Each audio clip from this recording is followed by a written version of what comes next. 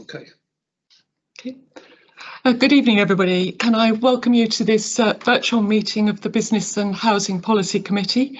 The time is 6 p.m. on Tuesday, the 1st of December 2020. This is a Winchester City Council meeting held under new regulations which came into effect on the 4th of April 2020 in response to the COVID-19 situation. My name is Councillor Anne Weir, Chair of this Policy Committee. There are a few housekeeping reminders to run through, as there are new working practices in response to the regulations. First of all, please can I ask everyone present in this virtual meeting to ensure your microphones remain muted and your cameras turned off while you're not addressing the meeting. This will reduce background noise and avoid any unintentional disturbances. Can I also advise that this meeting is being audio recorded and live streamed from the Council's website. In addition, a video recording of the meeting will be uploaded to the Council's YouTube channel after the meeting, where it can be found next to the meeting's details and where the recording will remain thereafter. Members and officers, where appropriate for each item, please use the chat function of the meeting to indicate you wish to speak or raise a point of order or explanation, and I'll invite you to speak at the appropriate time. Some members may not have access to the chat function, and so I'd ask you to use the raise a hand function. Each member will be invited to speak in turn. Therefore, I'd encourage all members to keep your contributions as clear and concise as possible, please. When speaking and referring to the presentation, please make sure that you reference the page or paragraph number. Finally, if members wish to leave the meeting at any time, could they please make themselves known to me through the chat function, and I'll announce to the meeting that you're leaving. Can I ask the Democratic Services Officer to undertake a roll call of all members of the committee to confirm who is present this evening? Thank you, Chair. Good evening, members. Members, if you'd mind unmuting your microphones, and I'll just do a very quick roll call. Councillor Weir, I can see is present. Councillor Rutter. Present. Councillor Bell. Present. Councillor Brooke. I'm present. Councillor Krask. Present. Councillor Hiscock. Present. Councillor Horrell. Good evening, I'm present. Councillor Lumby. Is that Lumby, did you say? Lumby, yes. Lumby, I'll go with Lumby, yes. Thank you. Councillor Power. Present, thank you. And finally, Councillor Scott. And finally, yes, present. Thank you. Thank you, Chair. That's all members of the committee present. Can I ask Democratic Services Officer to confirm the names of officers present this evening? Thank you, Chair. Yes, got quite a few officers on the call supporting the meeting tonight, Chair. So we have Richard Botham, Chas Bradfield, Gilly Knight, Andrew Gostelow, Charlotte Quinn, Kenneth Sean Young, Amber Russell, Dick Johnson, Andrew Palmer, Debbie Rhodes, and David Blakemore and myself. And apologies, Chair, if I've missed anyone off, but there is quite a list. Finally, Chair, there are a number of Cabinet members in the call as well. I can see Councillors Lerney, Thompson and Ferguson. And finally, Chair, we're also just this minute joined by David Light from TACT, who's just joining the meeting as we speak. Welcome, Mr. Light. I'm glad you've managed to join us. Do we have any apologies for absence, Matthew? Thank you, Chair. No apologies received. Thank you. Councillors, are there any disclosures of interest to be made regarding the business for this evening? Yes, please, Chair. I need to declare a non-pecuniary and personal interest in that I'm a county councillor, and there may be some items in the conversations or agenda tonight that may have some relevance to that. Thank you. Thank you. Councillor Scott. Yes, Chair, because of the HRA budget, I have to declare that I'm a council tenant. Thank you very much, Chair. Thank you. Are there any other hands that I've missed? I think that's possibly it on declarations of interest. Thank you. Can we move on to item 3, the minutes of the meeting held on the 20th of September. They're on pages 5 to 7 of the agenda pack. It's recommended that these be approved as a true and accurate record. Is everyone in agreement? Agreed. Agreed. Agreed. Agreed. Agreed. Agreed. Thank you. We'll move on then to item 4. This is to note the work programme for 2020-21, pages 9 to 10 in our work pack. Are there any comments on the work programme, please?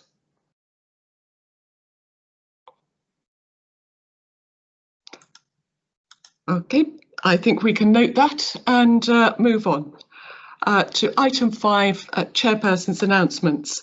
I just wanted to note that the steering groups for the 2 task and finish groups that we've set up on digital economy and homes for younger people have met, and the work programme for these 2 groups has been further developed. We will be getting scoping surveys underway with stakeholders and interested parties over the coming months, and this will lead up to some participatory events in early spring 2021.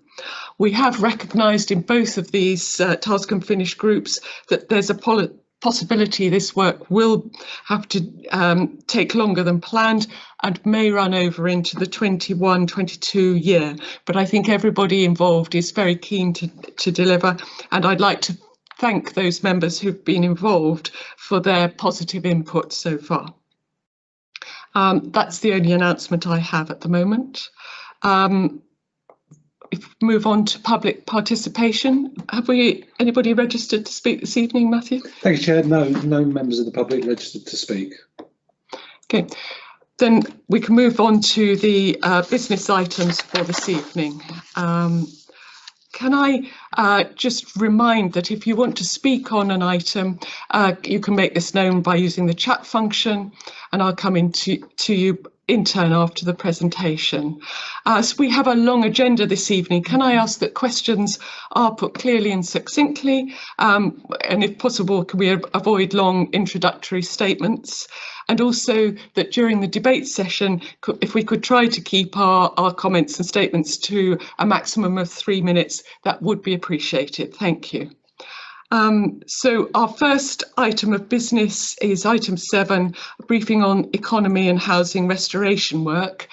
We have presentations there on pages 11 to 48 in your packs, and I think Andrew Gostelow is going to open with a presentation on the economic update. Thank you very much, Chair, and good evening, members. However, before I do start, I'm just wondering whether Councillor Ferguson, you might like to say some opening words. Thank you, Andrew, and thank you, Chair. I just really wanted to say to the committee that we're pleased to be able to bring this update to you this evening. I think what you'll see clear from the presentation is that there's been a real need to be agile in the short term in terms of the support that we offer. Often plans that we've put in place have had to be abandoned in light of the change in infection rates or the ever-evolving national guidelines. For example, back in May, we were talking about promoting the Winchester district as an ideal place for an autumn staycation. Well, obviously those plans had to be thrown away. As you will see from the work, a lot of work has gone into supporting high streets, particularly local businesses and sectors that have been forced to close because of the national restrictions, or who've had to drastically adapt their business models. And there is also the work that we've been doing to make sure that any business support funding gets out to businesses quickly. This has been vital as well. But the team is also focused on the longer term recovery and the ongoing work that we need to do to both rebuild and reimagine, given some of the changes that have been precipitated by the pandemic. So I hope you'll be able to see both of those things in this update today. Thank you, Chair.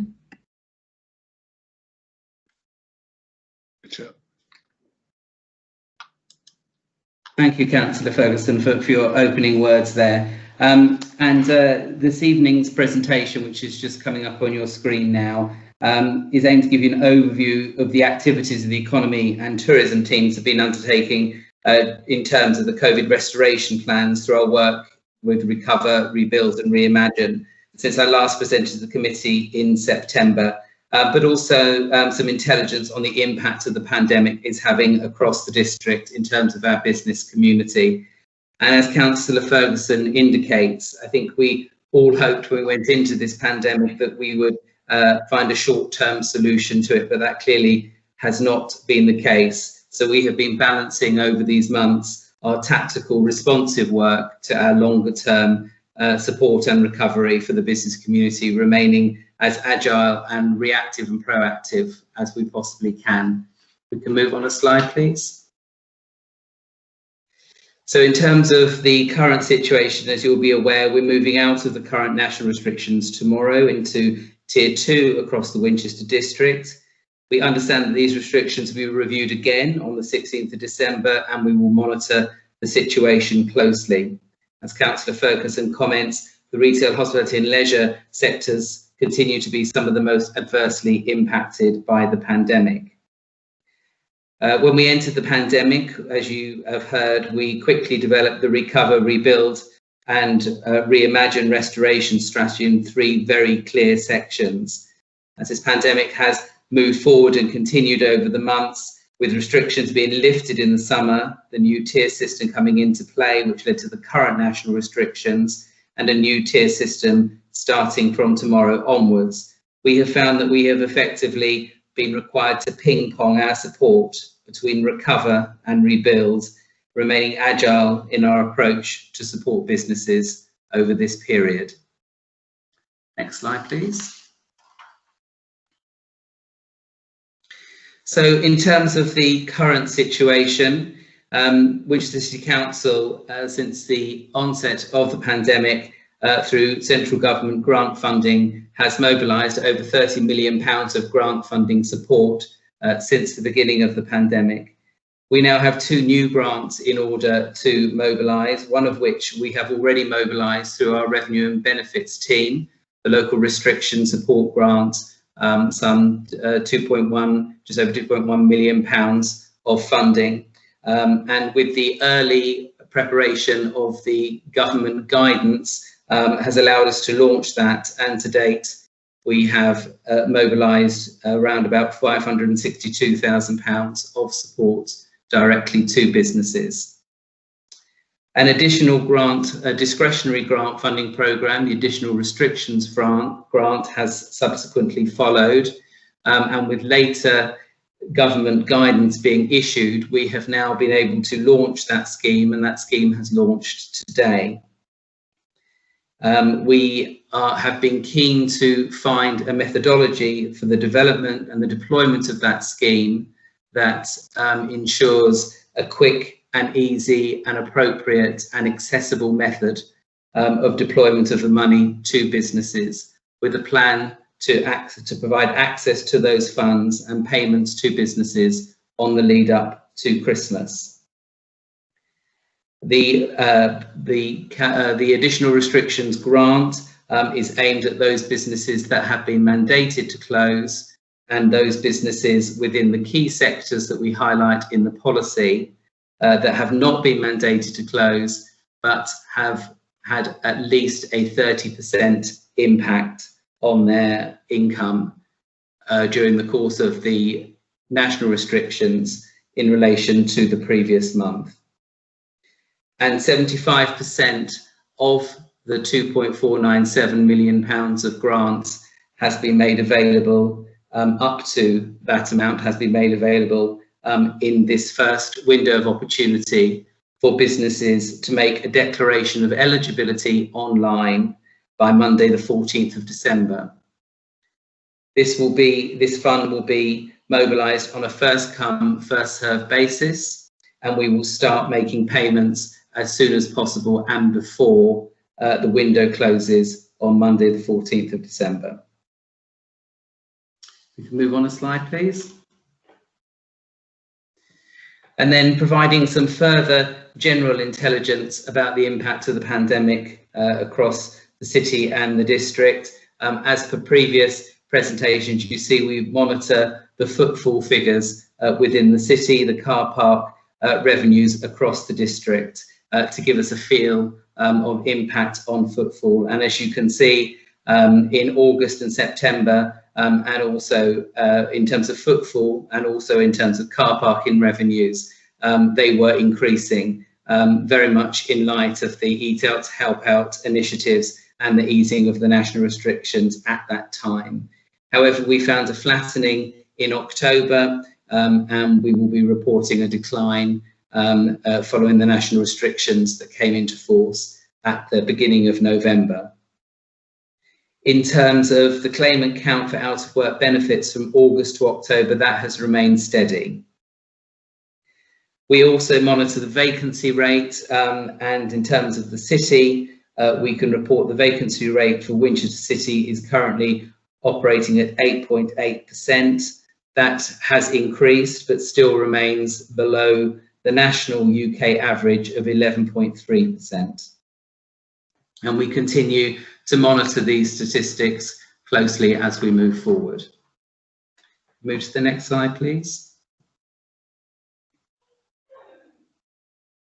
Then in terms of the infection rates, since this presentation was produced, I'm pleased to advise that that there has been a reduction in the pace of infection rates, particularly over the last 7 days.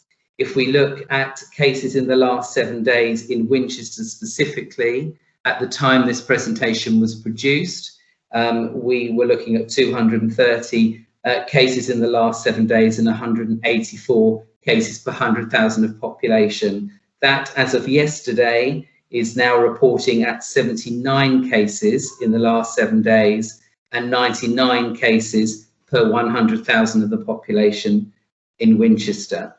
And then overall for the whole pandemic, currently in Winchester, we have 1,711 cases, which equates to 1,370 cases per 100,000.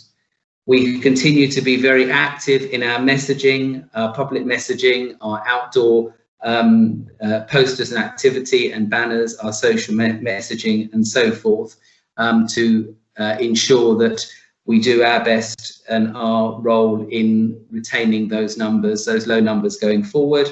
And we will be launching a new set of new Tier 2 signage that the district has moved into as of tomorrow, across the city and across the district going forward. Next slide, please.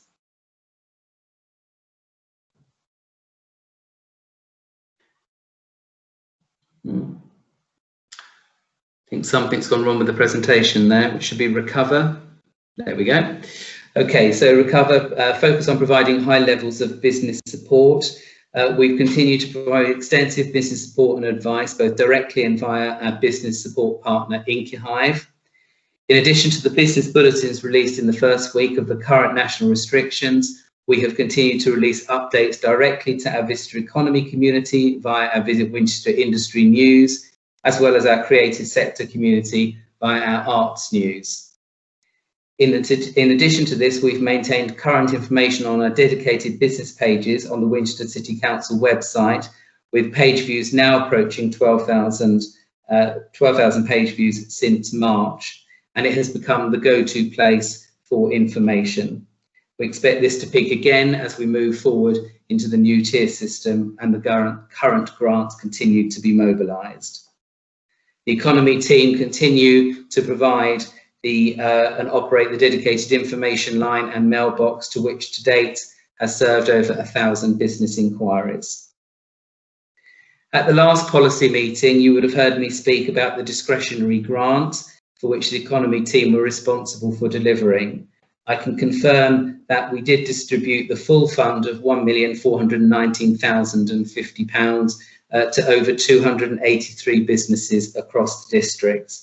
This was delivered through 2 rounds, and in contrast to several other local authorities locally, where partners are required to deploy the funds over 3 or 4 rounds, and some were unable to distribute the fund in full. Move on to the next slide, please. So Recover, continuing in our Recover theme, continuing to build and strengthen the partnership approach. Work with the bids and the Winchester City bid specifically in terms of partnership continues. To give you some examples of that at the moment, we are working with the bid to digitalise their Nutcracker Trail, aimed at driving business in the lead up to Christmas and thus widening the user audience of this trail. We're also working with the bid and others across the district, developing a mini King Alf Trail for pre and post Christmas activity, again designed to drive business. And similarly, engagement with the market towns and Whiteley continues, and we have deployed a specialist marketing resource in order to work with the market towns to develop various business generation marketing activities up to and including Christmas. The City Centre partnership continues, and this, to remind everyone, is a senior group of key stakeholders. And I can now confirm that Clive Cook from St John's has agreed to chair this year. The group look to work together now, but also look beyond the immediate challenges to ensure ongoing development and vitality of the city. One clear initiative that they've come together around is the idea of a climate coalition.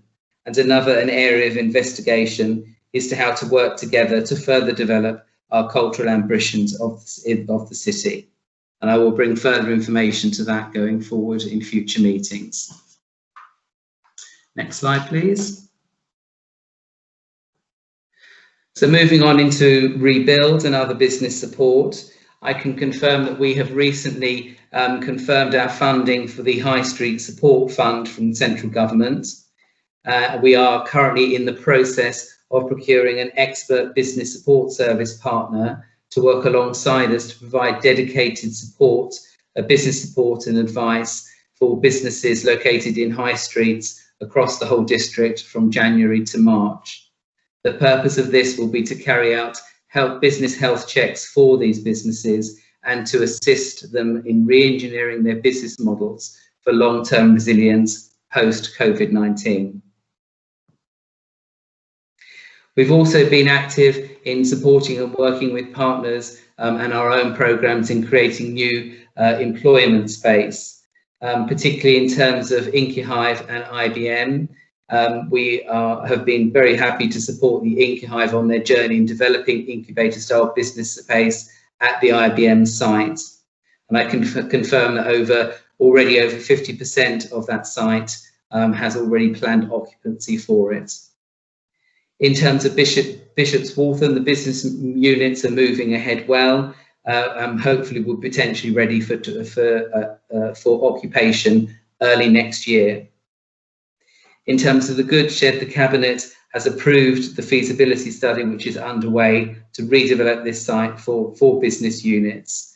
As we know, this is logistically has great access and good sustainability credentials attached at Bar End as a major employment area. And finally, in terms of King's Walk, we are keen to bring forward the creative sector work in this area as part of Central Winchester regeneration as an early phase of development in order, as part of our wider programme, to create a vibrant creative economy. Next slide, please. And as we move forward into Reopen and Rebuild and how we're helping businesses to trade, we will be deploying ambassadors and marshals across the district starting this week and will operate through to the end of March. There will be two teams. The ambassadors deployed during the day will focus on support and information, and the nighttime economy marshals will focus more closely around compliance, and they will have materials to support their activities, to advise the public and to support businesses. And the main purpose obviously is to build confidence for the businesses in order to operate, but also the visitors and our residents to our cities and market towns to ensure that they have confidence whilst they're here and going about their business. We move on to the next slide. And then further, in terms of reopen and rebuild, we continue our work in a clear marketing and communication strategy to support recovery. And since the last policy committee meeting, when I reported that we had taken part in a national Enjoy Summer Safety campaign, which was funded by £6 million of marketing programme and equivalent to 300,000 being invested in marketing activity specifically in Winchester and across the district, I can report that 22.6 million digital adverts were served to potential visitors and residents within a 2-hour drive time. Advertorial took place in the Sunday Times and Observer, giving us a £3 million audience, and 294 billboards were served across a 2-hour drive time. We have now moved into support local shop online marketing campaign aimed at supporting our businesses through click and collect, deliveries, takeaways, online shopping, gift vouchers, pre and post Christmas. We will be working with partners continually on the approach to Christmas, using Christmas in Winchester as the main website page portal, and working with the BID and the cathedral and our market towns, ensuring that we can drive as much business as possible as we approach the Christmas period.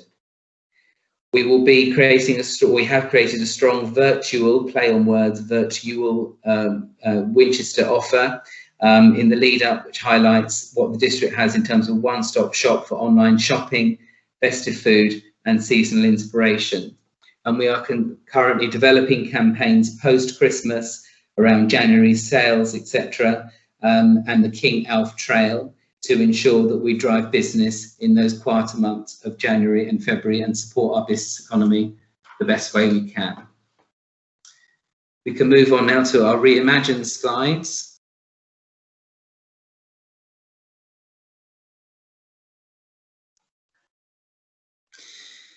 And again, you would have heard me speak about this at our last policy committee meeting, our Green Economic Development Strategy, a new approach, where I updated our plans and developed around this area. I can confirm that funding for this work has been approved, and we are in the process of procuring an expert consultant to work alongside us to deliver this piece of work. In terms of timeline, the deadline for submissions is the 14th of December. We will be interviewing a short list of candidates on the 5th of January and appointing a successful consultant on the 11th of January. There is an agreed plan of activity, research, collaboration, consultation, strategy development in place, which leads to the strategy with specific projects outlined for shared ownership to be delivered in spring 2021. This timing has been absolutely critical, as it has allowed us to incorporate the impact of COVID-19 and the new landscape that businesses will be operating in post-COVID-19 as a key part of the Green Economic Development Strategy moving forward. Next slide, please.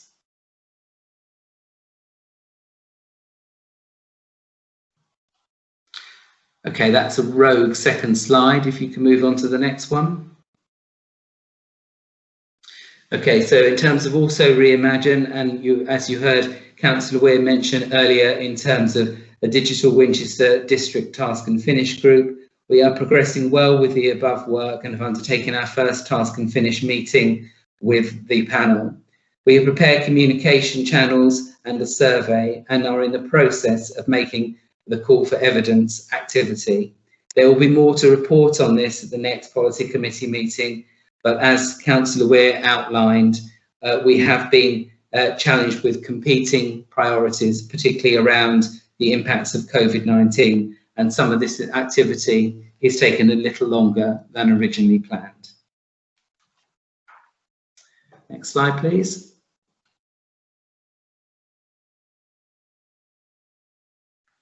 And then also following in the vein of Reimagine, the first part of the slide outlines our activity around the EV charging, with 33 EV charging points to be in place across the district by Christmas. And of course, this is specifically key as part of our sustainability agenda, but also to encourage people to be charging their vehicles and then increasing dwell time and shopping locally at the same time. And then in terms of creating a new flexible workspace in Winchester, we have been working with a third party and the local economic partnership, potentially around opportunities around the old registry office. And further information will come about that as we move forward in future meetings. And that comes to the end of the presentation. Thank you very much for your time. Thank you, Andrew, for that very broad and deep review of what's been going on in this challenging period. And can I thank you and your team really for continuing commitment to the economy and our local businesses. It hasn't really got any easier, and I think most of us would agree that the lockdown too has been harder and has had a deeper impact than we even expected on our businesses and jobs. But I think your response has been impressive, and I think we all must applaud you for the efforts that are being made. Questions. Councillor Rutter, do we have a list of councillors who'd like to speak? Yes, we have two questions at present, Chair, from Councillor Lumby and Councillor Power. Okay, Councillor Lumby.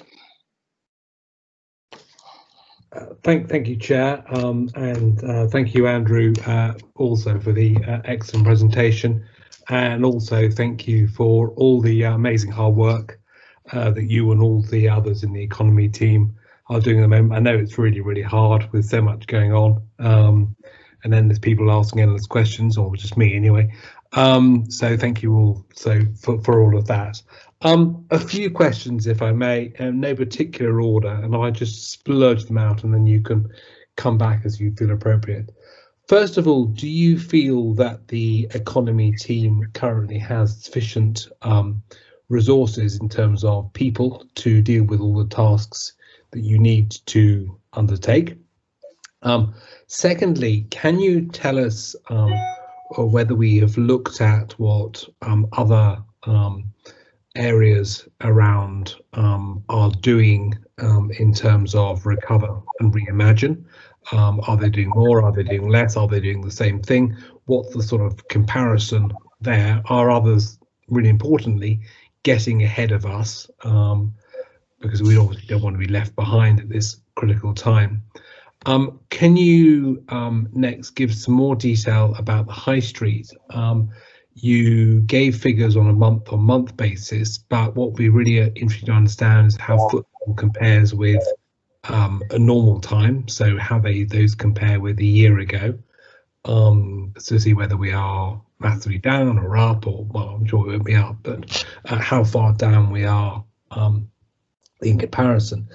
Can you also outline, and I'm really near the end, I promise you, Chair, so don't worry, really what the high street plan is? Obviously, we've heard that today Debenhams is going, and people will be really worried about that. I don't think Arcadia has any presence in the city or any of our market towns, but they are, I'm sure, in Whiteley. What's the impact going to be of there, and what are we doing to really focus ourselves on reimagining our high street? Because I didn't really see that one being covered in the reimagine. I think that's enough for now. Thank you. Thank you, Councillor Lumby. Andrew, I'm not sure I expect you to take all of those yourself, but are there any particular points you'd like to answer? And I might then move some of those questions on to Mr. Bradfield or possibly even Councillor Ferguson. Okay, thank you very much, Chair. Thank you for your questions, Councillor Lumby. I'll make some comments to all of those, but I'm sure my colleagues will want to add to them. In terms of the resources of the economy team, we are a lean, mean machine, I think would be the best way to describe it.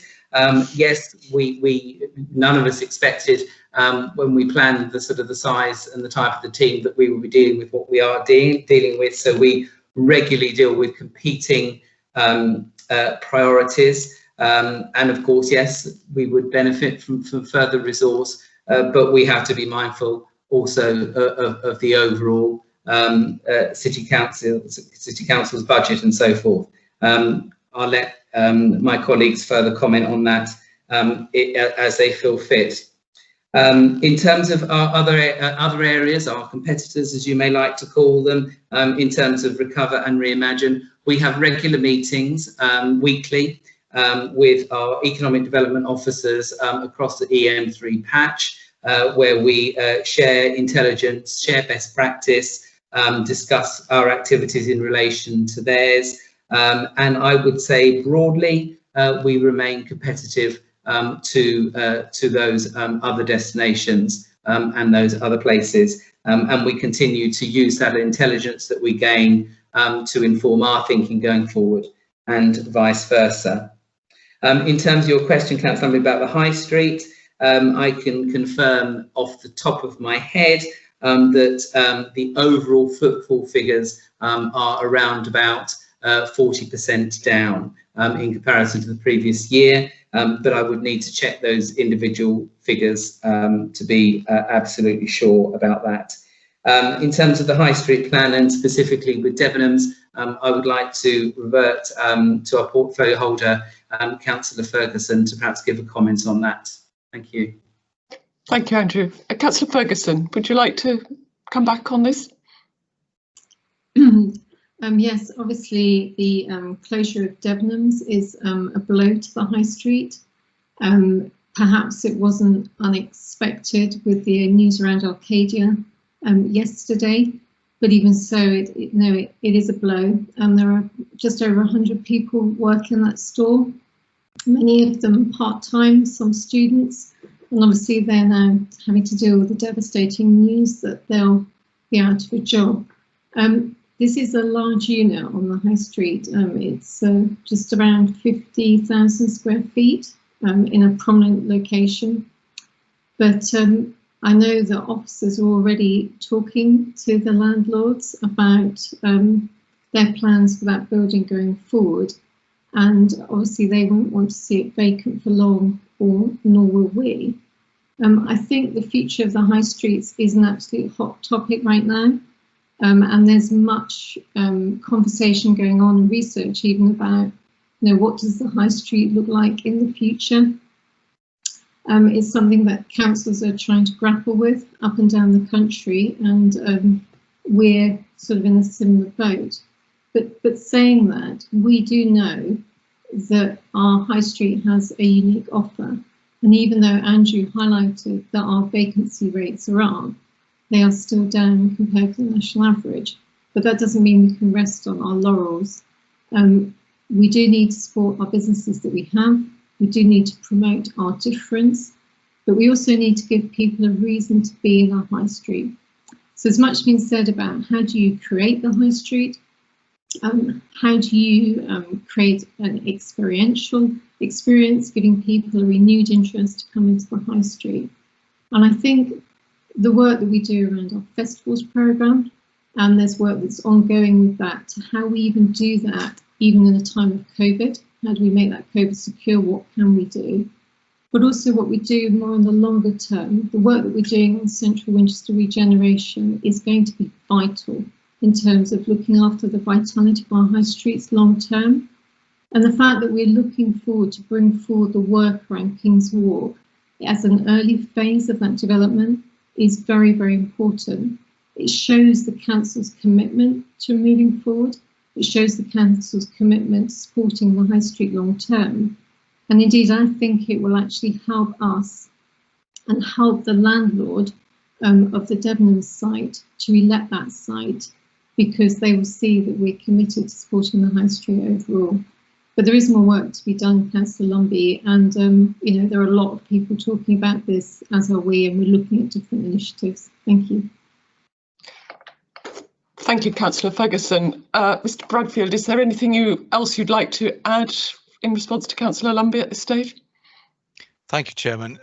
Yes, just a couple of things. In terms of the resourcing question, I mean, clearly local authorities have to respond to demands placed upon them with limited resources. So the last 9 to 10 months or so have been an exercise in in pretty harsh prioritisation and using our resources as best we can. I think in terms of this topic, just to remind members that Cabinet did allocate some extra resource for the economic strategy development to boost the resource and expertise in the team.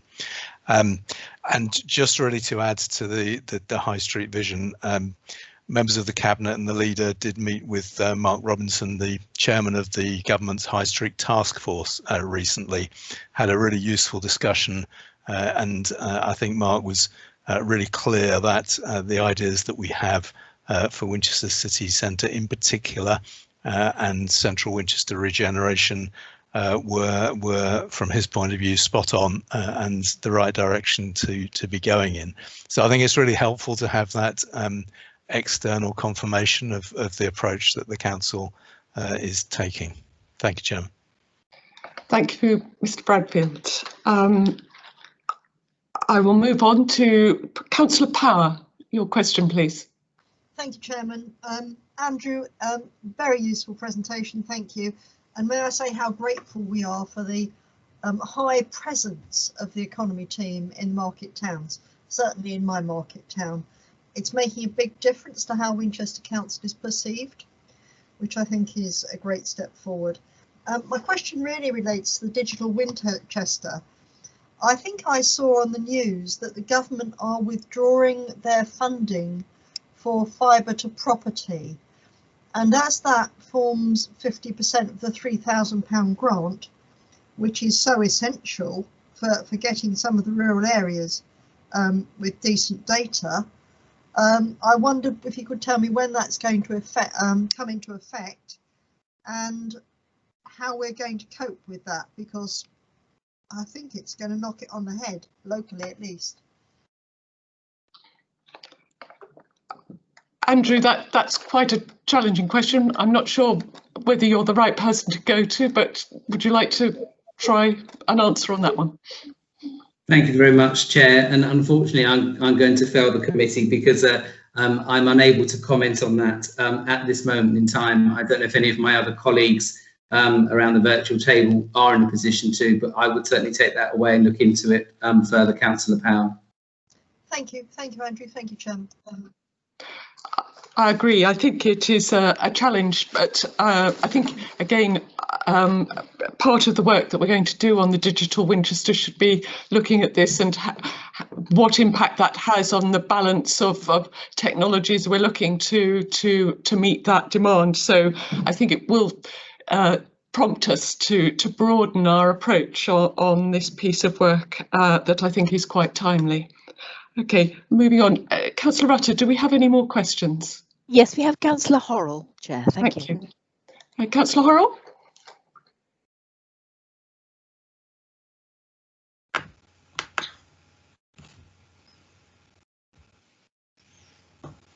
Horrell?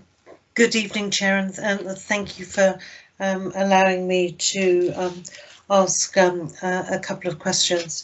The Debenhams building, we all know, is a very substantial spot on the High Street and owned by another local authority. Do we have knowledge of their desires for the long-term use of that building? Clearly, they, like many local authorities, will not want to be losing the revenue from such an important asset that they acquired. And I'm sure Councillor Ferguson has been following up on that. Also, could I ask, the engagement in market towns and Whiteley, and I heard Councillor Power say that it was substantial in Alresford. Is that the case? A lot of this, Mr. Costello was very focused on Winchester, but obviously the market towns are such a substantial part of the Winchester district, and just wanted to better understand any specific activities that you're driving as the economic team in those areas that we can share with our residents out in the rural parts of the district. Thank you, Chair. Yeah. Thank you, Councillor Horrell. Councillor Ferguson, do you want to come back first on the Debenhams question, or Mr. Bradfield? Thank I think I might defer to Mr. Bradfield. I know that I checked with officers that we are in conversation, Councillor Horrell, but I haven't been given any details about what the landlord has actually said. All I know is that they're keen, given the rateable value of that property, to not have to carry those rates on their books. So they have a real incentive to do something about this. I don't know whether Mr. Bradfield can say anything more. I don't think at this stage we're at liberty to say a great deal more than that. I think we're keenly aware of the issue. We're in dialogue with the landlord and other interested parties as well. So I think we will do what we can to facilitate as good an outcome as we can for the city. Thank you. And on the second question on engagement, is that one for Andrew? Yes, I'm happy to respond to Councillor Horrell's question on Market Town engagement. So we continue with our Market Town engagement meetings, which started out as a consequence of the COVID-19 pandemic, but we are certainly using that as a legacy to continue, delivered and driven by our town centre manager, but with input from our economy team and our tourism team. In terms of specific activity, I mentioned that we have a colleague of ours that has offered their services to the market towns, to the parish councils and to the business groups in order to develop activities up to and lead up to Christmas to support business generation. A lot of that to date has been creating a communication channel, a portal, if you like, of the activities, the initiatives, campaigns that the individual businesses have in order to drive business, and for us to capture those across the whole district and be developing those into district-wide marketing and promotion campaigns, which our tourism team, our district economy team, I should say, have been doing, and that's what's driven such initiatives as the Shop Local, Shop Online campaign. Mr. Costello. Thank you. Councillor Rutter, are there any further questions at this stage? No further questions, Chair. Okay. I think because we've been looking at the economy section, I take a short period of debate on this before we move on to looking at the housing. Does anybody wish to comment on debate? Councillor Rutter? Sorry, Chair, we have a late question from Councillor Krask. Councillor Krask. Many apologies for the late question, but just wondered if I could have a little bit more on the flexible workspace that's being created in the old registry office, and what the appetite for such workspace is, and if that's going to be enough, or is that something else that we need to do further on? Any further comments on that, Andrew? Thanks. Mr. Bradfield, you've come on screen. Was that because you wished to take this particular question? Thank you, Chairman. Yes, I'm much closer to this than Mr. Costello. I think it's very early days in this, and what we're really aware of is the COVID situation has changed the way that people might look at workspace in the future. So we're just really in dialogue and trying to be innovative in understanding what spaces there are in the city and how they might be used. So I think, Councillor Krask, it's really just flagging to members that we're in this type of dialogue. The enterprise M3 LEP is a keen partner, and they're interested in investing in the city. They are already in the Voltex car park, and we hope to attract more investment from them. So it's really too early days to say much more than that, apart from we're working around what type of workspace will be attractive in the future. Demand estimates really difficult to do at this stage because we're in a slightly different world, and it's difficult to say how much of the changes that we've seen through COVID are going to be embedded and how much we might ping back to previous ways of working.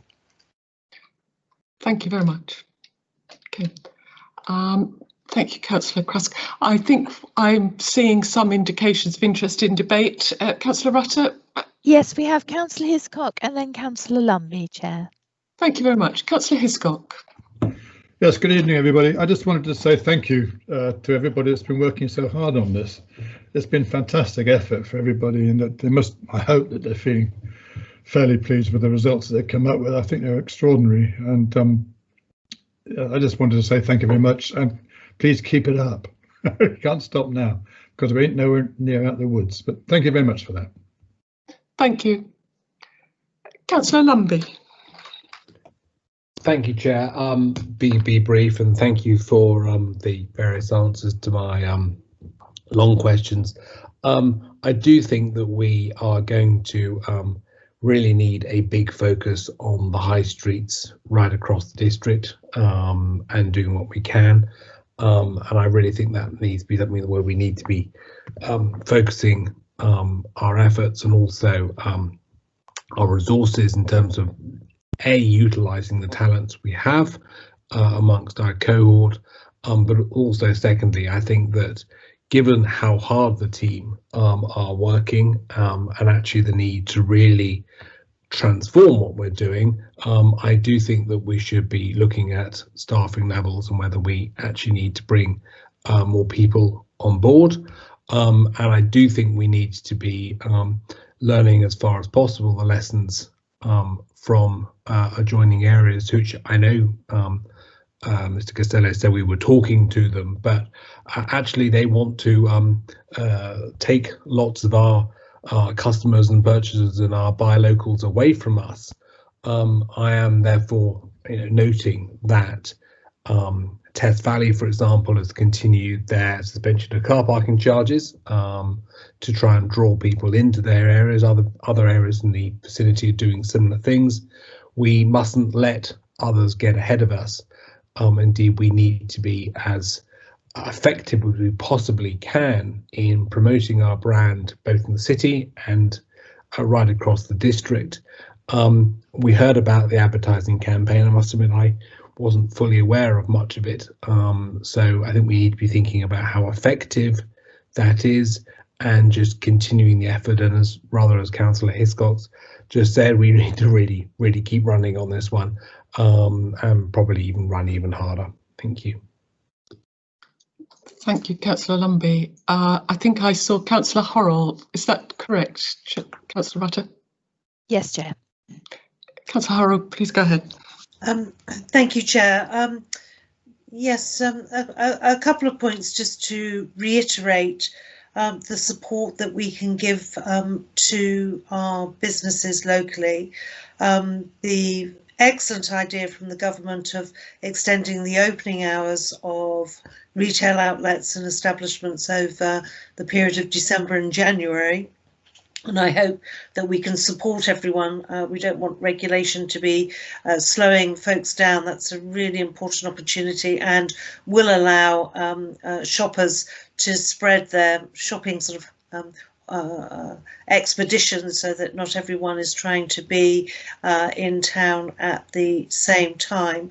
And also, as Councillor Lumbie has raised, the whole issue of car parking, the idea that we're now implementing a regime of parking charges that is very different for Winchester, and at a time when we want to encourage people to come into our city, to stay and to use the facilities that are available.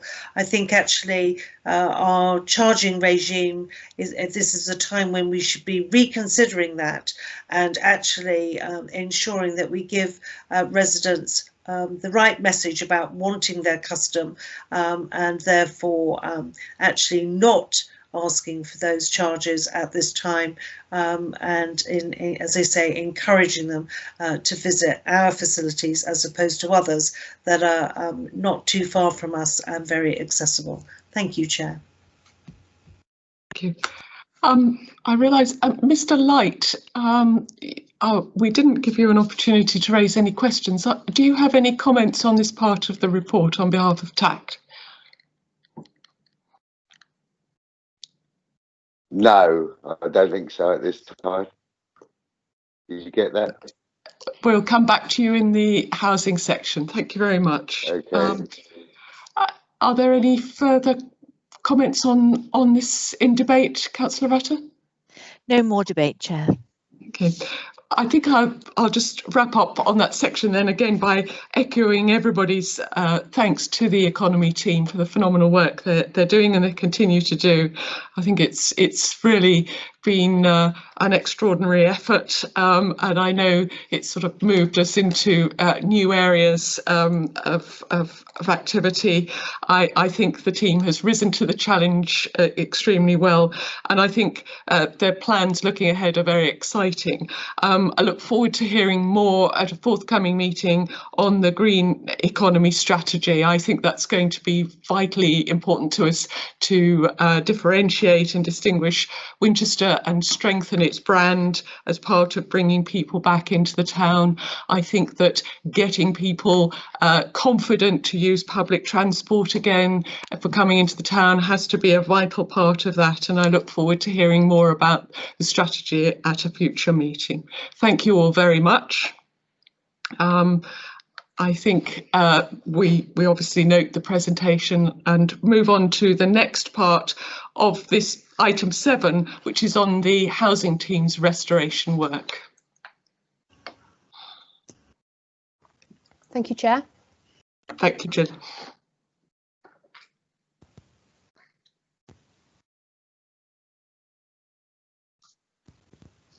Good evening, members. I will be covering the housing COVID restoration plans, but as you know, in the last couple of briefs, particularly September, when I updated you then on our restoration and recovery plans, there hasn't been considerable changes since then. So the majority, once the slide is up, if Matthew can pop the first slide up, great. Then just kind of, I probably don't need to read through that again. I think the majority of you know that generally the work that we've been doing in housing has continued. The sort of bread and butter work, the business as usual work has continued. I can touch on a couple, gas safety checks. I know there's some still remains some concern around accessing homes. We have 85 of those out of date at the moment, but we're working hard with our legal colleagues to try and access those homes. There will be, can touch on rent arrears, and that is beginning to stabilise, which is good news. We're still within our sort of 2% target, so we're pleased on that. Void relet dates, yes, they've been affected as you would imagine. Roughly, we were doing around about a 13-day turnaround for our voids, which has increased to 33. But I think that will be that's kind of expected. But we're working hard at trying to adjust that as well. Next slide, please, Matthew. I'm rushing through the restoration recovery a little bit because it is, as I said, something that we've talked about during my September presentation and my February presentation, and I'm keen to move on to some of the work that I've often referenced within my briefings and taken questions on around our reimagine work, what we've learned and what we've done slightly differently. And I'm really pleased to say that I have 3 colleagues here today who will be able to expand on that reimagining way of working that we've been doing since lockdown. So I'm going to carry on rushing through these ones because they're pretty similar to the feedbacks I've given before. TACT, and I know David's here today. We're continuing to work with TACT to make sure that we can virtually meet with them at the moment, whilst the second lockdown's in place again. We've done our first virtual TACT meeting, which went very well. Strategic housing, the housing register numbers have remained consistent, and that's been normal service resumed really since May. Homelessness approaches, as you would expect, are increasing, but rough sleeping numbers are reducing slightly.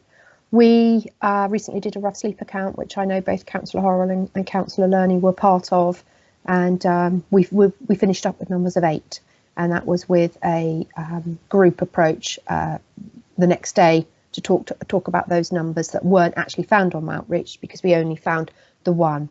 But again, Mrs. Quinn will be expanding on that in her presentation. And she'll also expand on the temporary accommodation demand and challenges. It's been extremely difficult for teams to be able to support people during lockdown and to keep them safe, and the regular checks that need to take place in order to make sure that we are keeping our residents safe. And again, Mrs. Quinn will expand on that. Private sector housing have maintained business as normal pretty much all the way through. following social distancing guidelines with reduced visits, obviously, due to the different time restraints there, but they've pretty much carried on their HMO inspection work and their housing complaints work and their DFG grants. Tenancy sustainment work, as you would expect, has been increased, certainly more referrals coming through and a lot of focus on mental health, which again, I think is probably pretty much a given with money and benefit support provided. So this is the bit I kind of wanted to get onto really, because it's a bit more interesting for you, which is around our Reimagine service delivery and how we're supporting our council tenants, which I've touched on before, and the different work that's going on to support our tenants through these difficult times, our homelessness and rough sleeping and our Get Everyone In approach, and our supporting vulnerable households.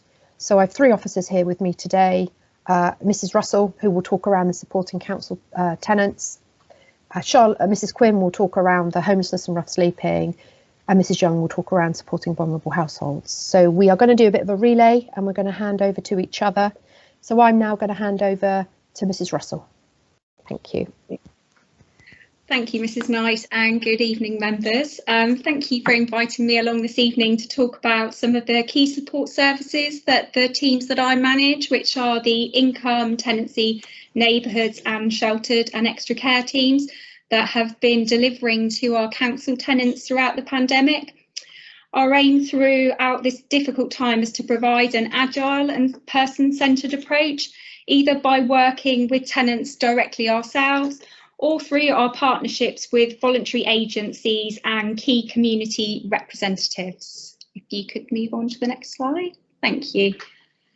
So providing financial support to our tenants has been key during the pandemic. It's not a surprise, I'm sure, to anyone listening in today that our rent arrears levels have increased, and that's due to the financial crisis that many people have had to endure, whether that's through being on a reduced income due to a furlough or being made redundant. But although there has been a sharp increase in our rent arrears, as Mrs. Knight said, these are now stabilising. I do feel that the increase isn't as bad as probably was predicted earlier on, and the income team have worked really hard with our tenants to come up with options and solutions for tenants. And as Mrs. Knight mentioned as well, we are still working in line with our performance target of 2%. Although there has been an increase, we are still performing well, and we regularly talk to our peers about the work that they're doing and how they're performing, and we are performing very well as an income team during this very difficult time. If you could move on, that'd be great. Thank you. So what's our approach been to those who have been experiencing financial hardship? Well, it's really helped us move away from what was historically a kind of a letter and a visiting approach to our tenants.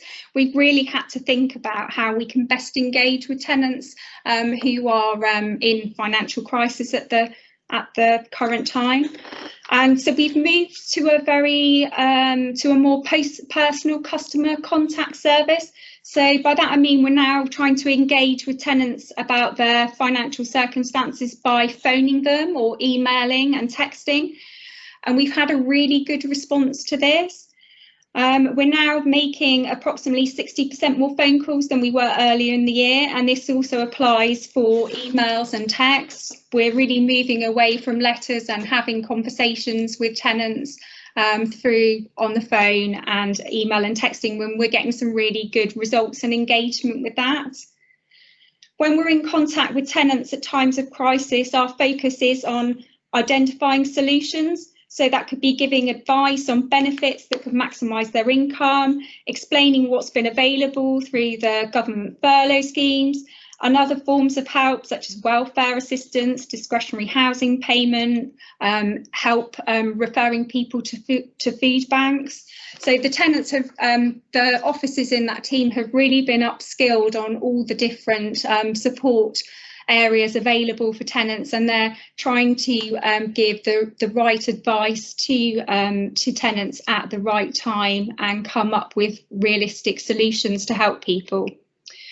For those more complex cases which we do come across though, we do refer cases to our tenancy sustainment service, which Mrs. Young is going to talk about shortly.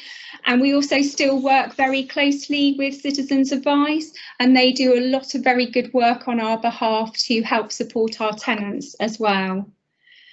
Enforcement hasn't been a tool which has been available to us during the pandemic, and it's always been a last resort for the income team anyway, but it has really helped us to focus our efforts on helping tenants to sustain their tenancies rather than using the threat of eviction, which, as I said, at the moment isn't readily available for us. Next slide. This slide gives you some more information on our tenants who are claiming universal credit. One of the main reasons that our rent arrears have gone up by over 100,000 is due to the sharp increase in tenants claiming universal credit, which is paid in arrears. And this is as a direct result of tenants losing their employment. We've continued to provide advice to all of our tenants who are claiming UC, and depending on what their level of need is, then we'll help them to do various tasks, whether that's logging things onto their, helping them to log things onto their journals, or contacting the job centre and escalating issues to the service centre when tenants are experiencing difficulties with this benefit. Next slide. So as well as the financial assistance we've provided, we're also providing a lot of other support to our tenants who've experienced other difficulties during the pandemic. In April, we made over 950 phone calls to our older tenants living in our general needs accommodation. We wanted to check how they were managing, whether they had access to food, medication and other essential supplies. We spoke to them about how they were coping. Were they feeling lonely or isolated? How was their mental well-being? The vast majority of tenants were coping really well and already had things in place. However, they all did really appreciate the call that they got from the City Council. And similar to the experience that the income team have had when they've been speaking to tenants, the tenants have said that this helped them to realise that they wouldn't hesitate to get in contact with us in the future if their circumstances changed and they did need help.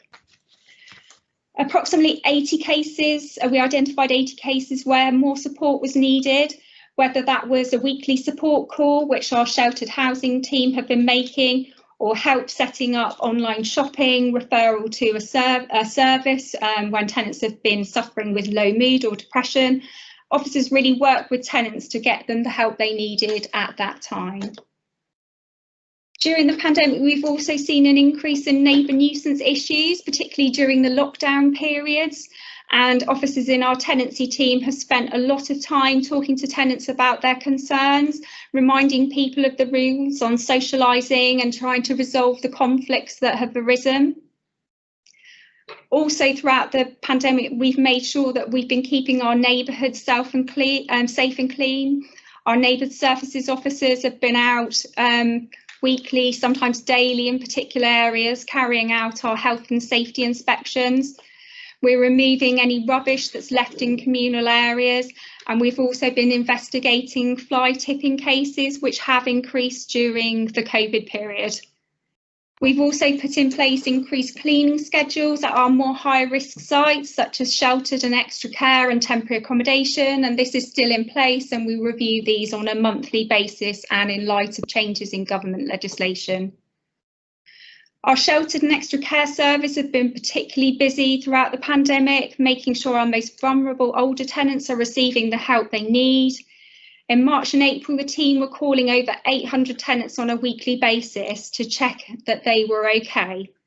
They're still making weekly calls to around 70 tenants who are particularly vulnerable to see how they're doing. The team also launched their new wellbeing service at the start of COVID, and the team are currently supporting around 50 tenants on a range of support issues. And this includes they've been visiting them in their homes as long as the visits are COVID secure, because sometimes these tenants do need a face-to-face visit rather than a telephone call. They help tenants for a range of issues. For example, we've had quite a lot of people who've come out of hospital that need help or have suffered a bereavement. We're also helping people who are struggling to live independently. So they may be living in an unsafe or a cluttered home, or they may have mobility issues. The range of issues that the shelter team support tenants on are really quite varied. Something which has come to the forefront during the pandemic has been helping older people to get online. We Wi-Fi enabled our sheltered schemes a couple of years ago, but we're now progressing on that work, and we're loaning out devices to tenants so they can try them out before they purchase them themselves.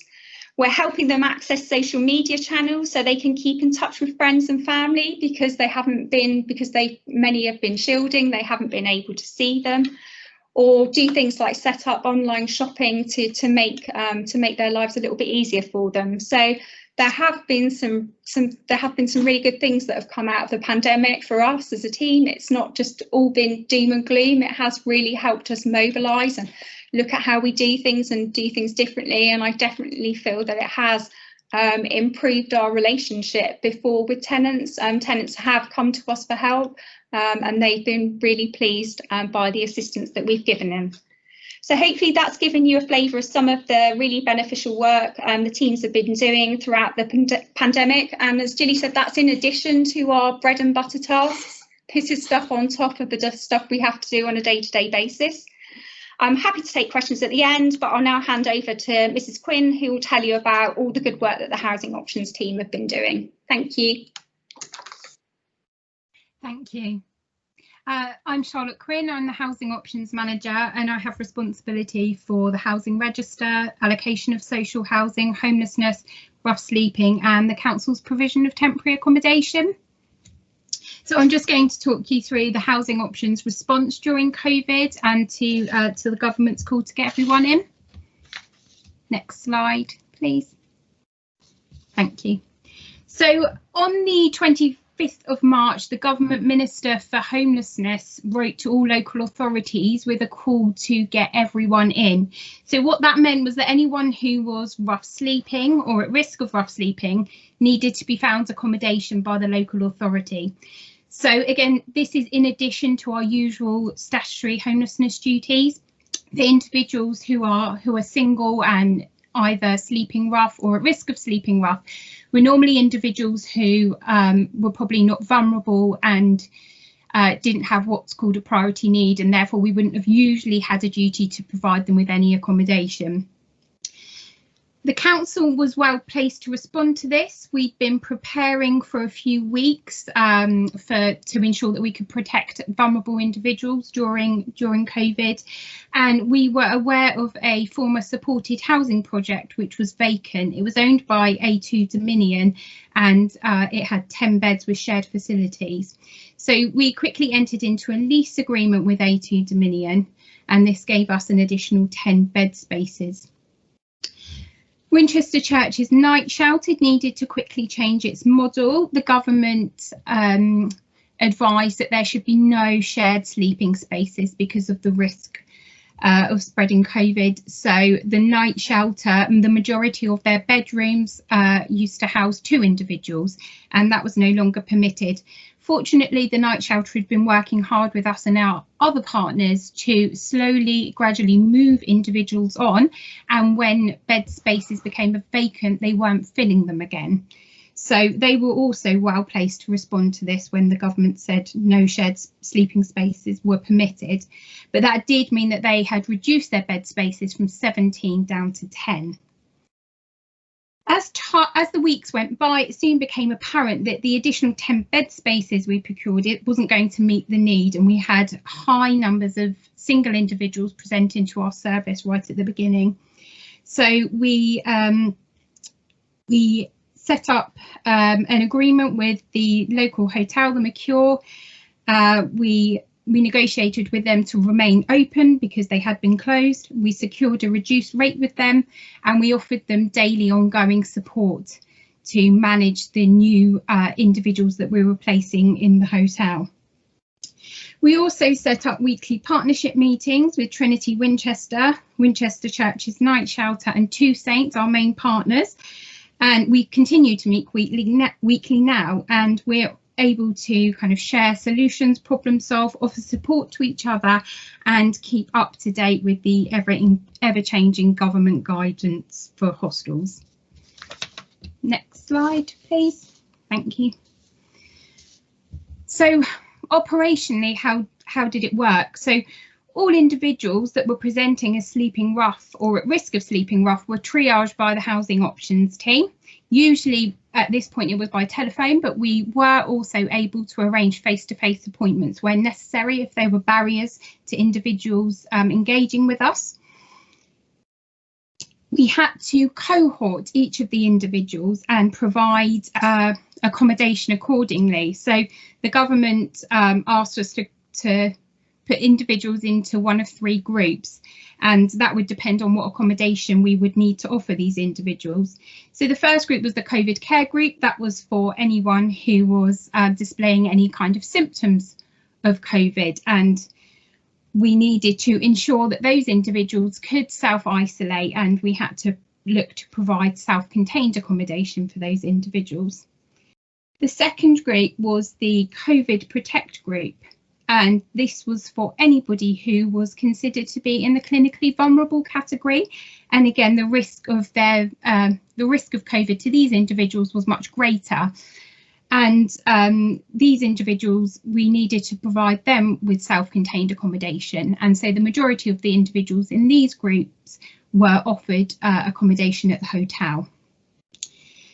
Then everybody else was in the low risk or asymptomatic group, and those individuals were mainly offered accommodation with shared facilities.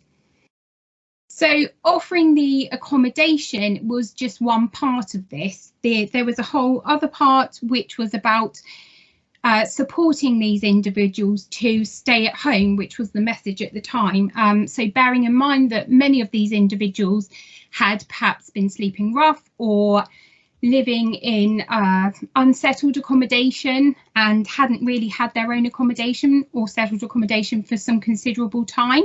So that was another challenge that we had to deal with once that we'd made an offer of accommodation.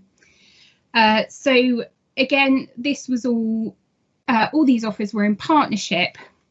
Trinity Winchester not only provided meals to these individuals, but they also delivered them direct to their door. So that would ensure that all of these individuals received a hot meal and a lunch meal each day.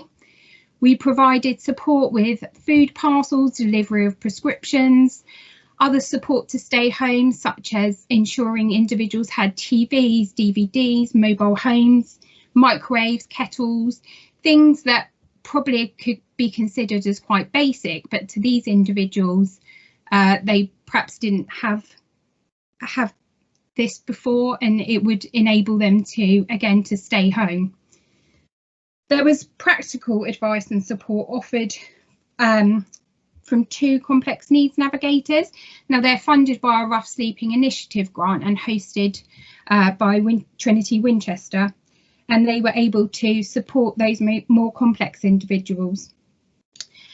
And as well as all of this, the individuals all had a housing options officer who worked with them to produce a personalised housing plan, which identified each of the individuals' move-on options. Thank you.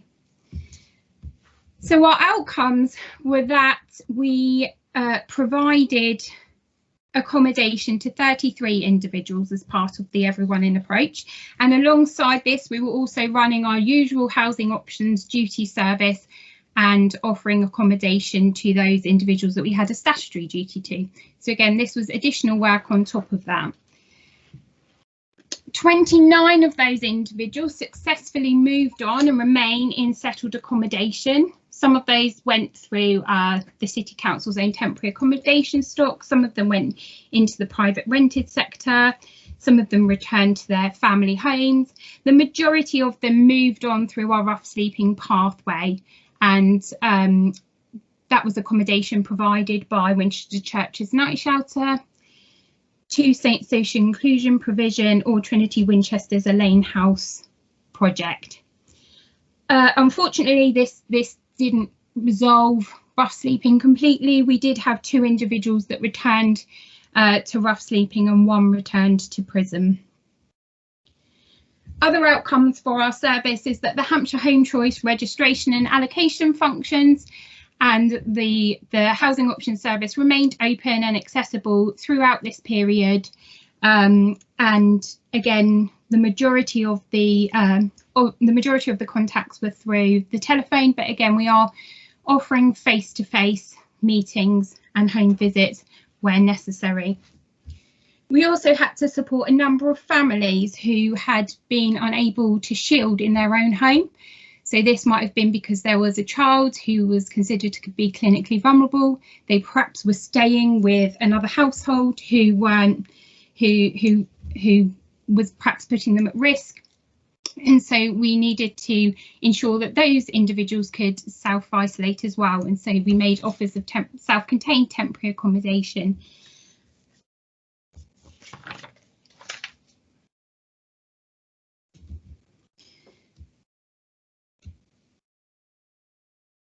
So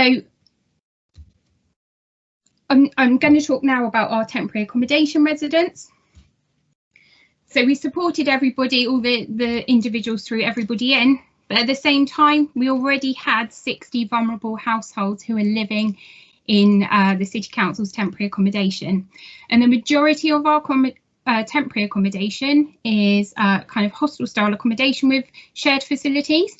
So at this point in time, we had 43 residents who were sharing some sort of facility.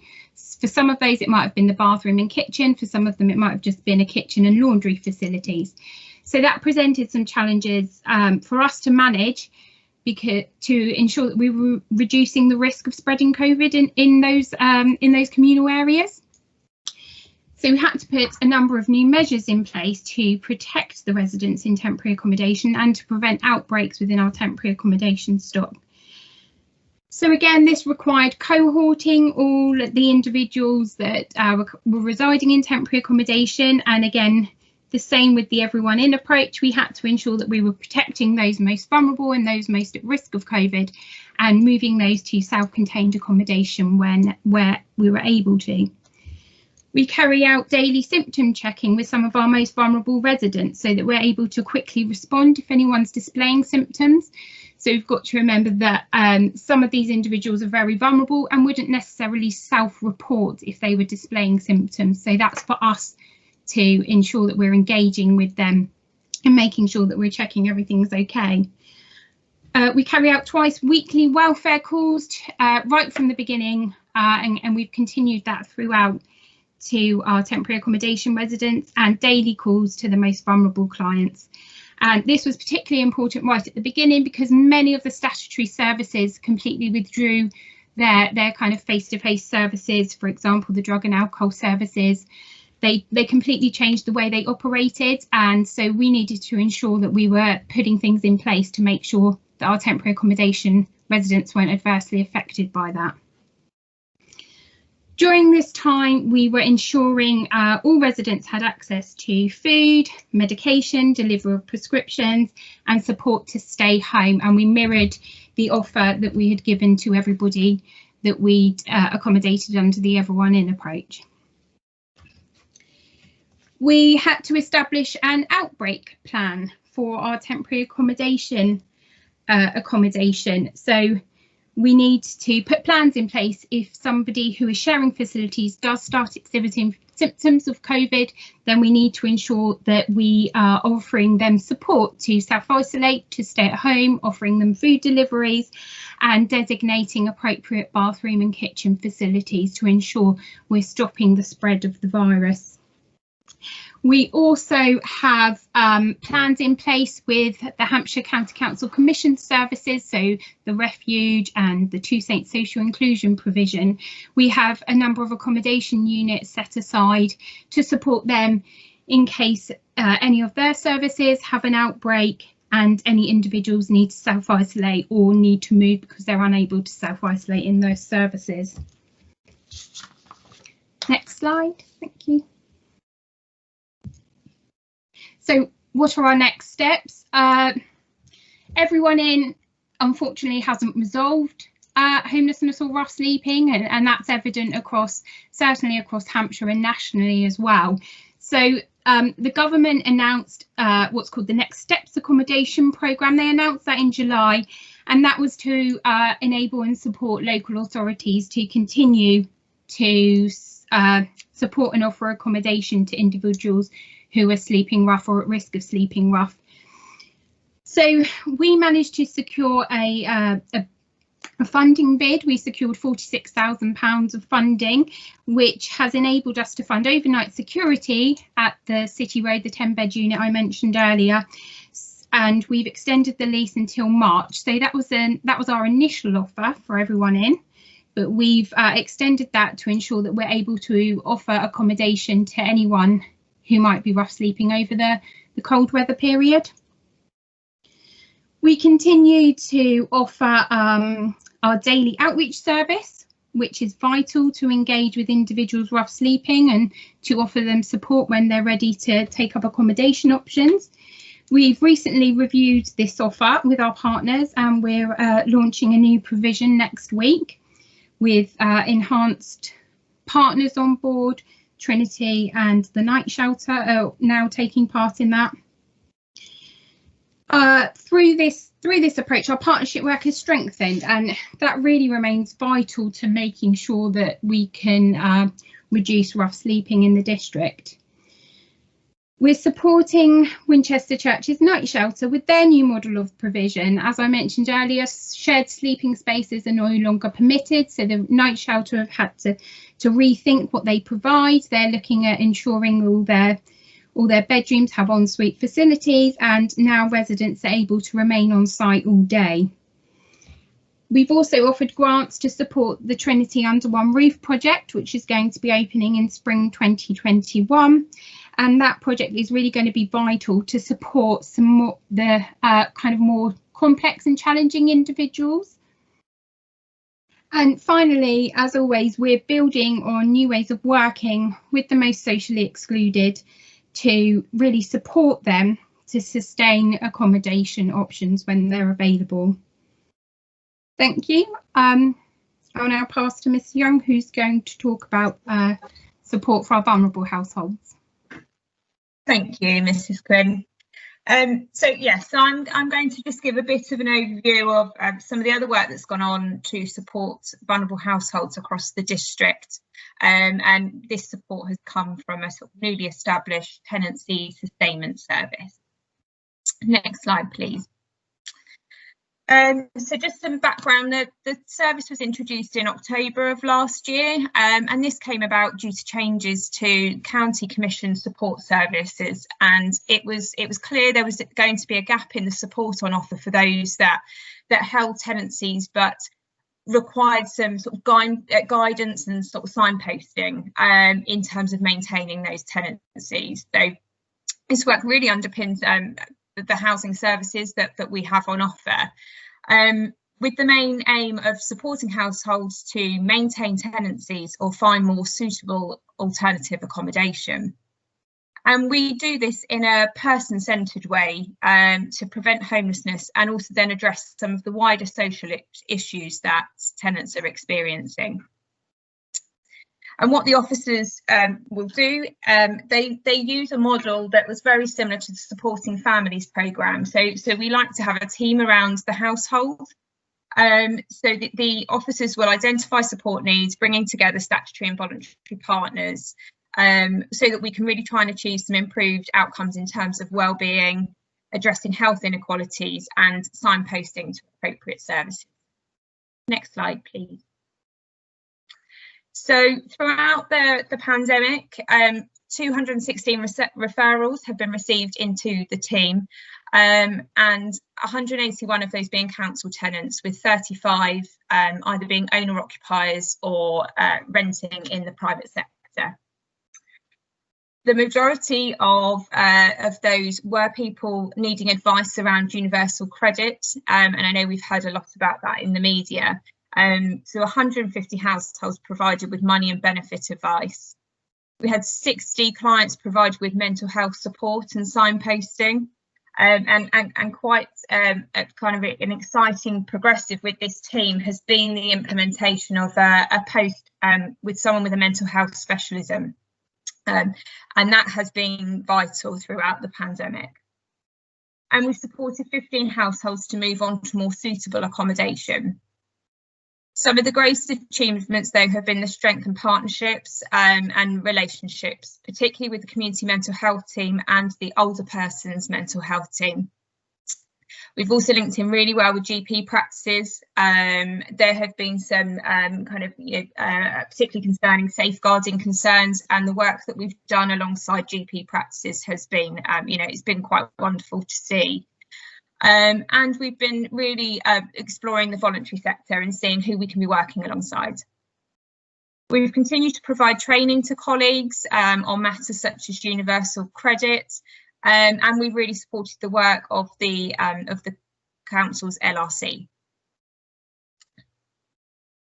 So here we've just got, that there is a variety of support on offer, but this really kind of highlights the sort of main areas of work that the team have been focused on. So as I say, sort of benefit applications and supporting people to if they've had benefit claims turned down, so supporting them at tribunals, supporting the income team with rent arrears and setting up repayment plans, and having some of those sort of tricky conversations sometimes around expenditure priorities, and really empowering people to make the right choices about how they spend their money. We do a lot of resettlement work, so households who are under a management move or downsizing, and those coming from temporary accommodation, again just making sure that they've got the tools that they need to be able to maintain their future tenancies. And a really sort of exciting and progressive piece of work is around hoarding. So really working alongside our landlord service, but also sort of the environmental health team, and looking at the council's approach to support for hoarding. So the mental health officer in question is doing a lot of work at the moment, really looking at which services are out there that are accredited, that can really provide quite bespoke support to individuals who are hoarding, because we know that you can go in time and time again and clear a property, but we really need to look at the root cause of the issue. And what we know is that the majority of the time there will have been a trauma, and that needs addressing. So it's a long piece of work, but we can really gain some really positive outcomes if we really put the time and effort into some of these cases. We are assisting those that are in hospital to return to their properties in a planned way, and that's been some of that relationship building. We're making sure we are part of discharge planning for those in mental health settings and in general hospitals. And what we're doing is really trying to ensure that the environment they're coming back to is not going to be detrimental for their well-being, and that everything is in place for them so that we don't have repeat hospital admissions. And we're just supporting customers to access relevant health and wellbeing services. We envisage, as I'm sure most people do, that the impact of the pandemic is going to be visible for a long time to come, and actually the consequences of this might not be so apparent at the moment.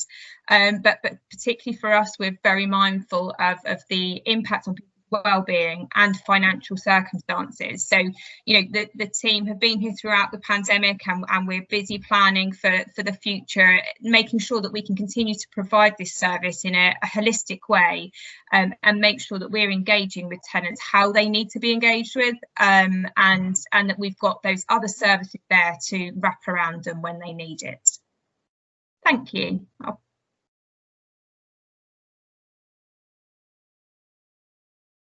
I'll pass back to the chair.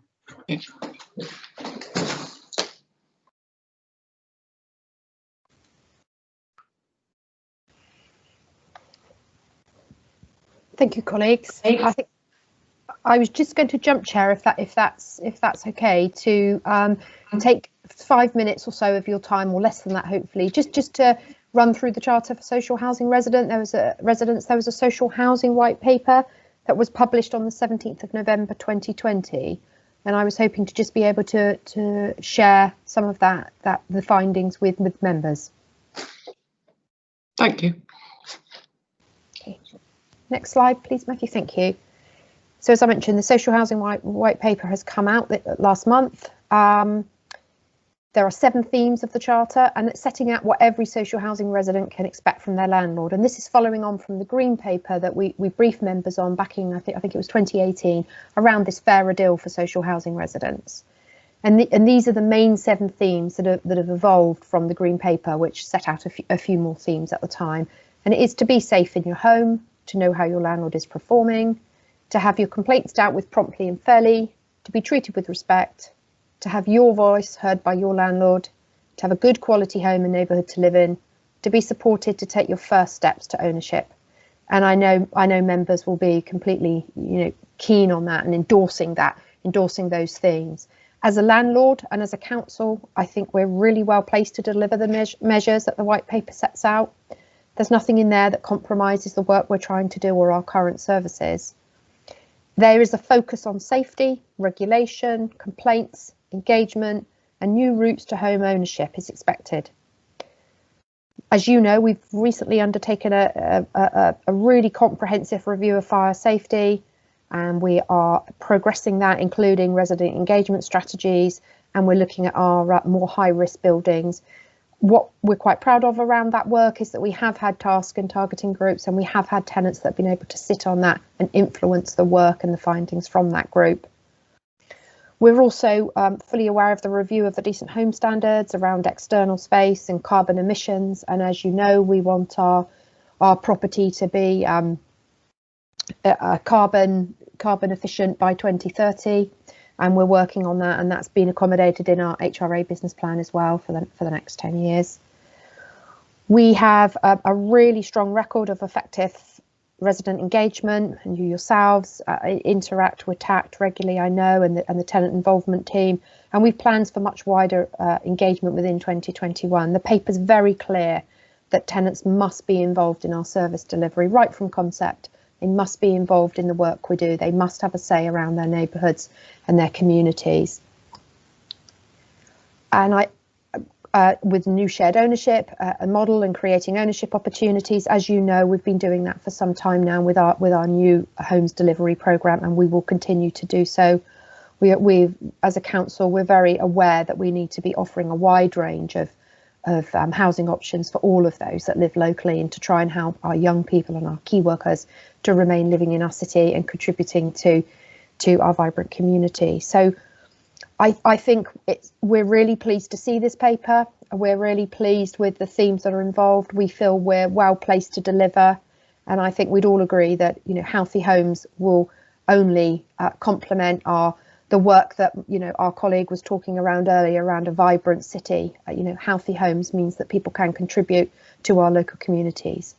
So that's just again a bit of a run through and a rush through of what this paper is identifying. But we will pull a more fuller brief together for members, and that will be circulated to all members in due course.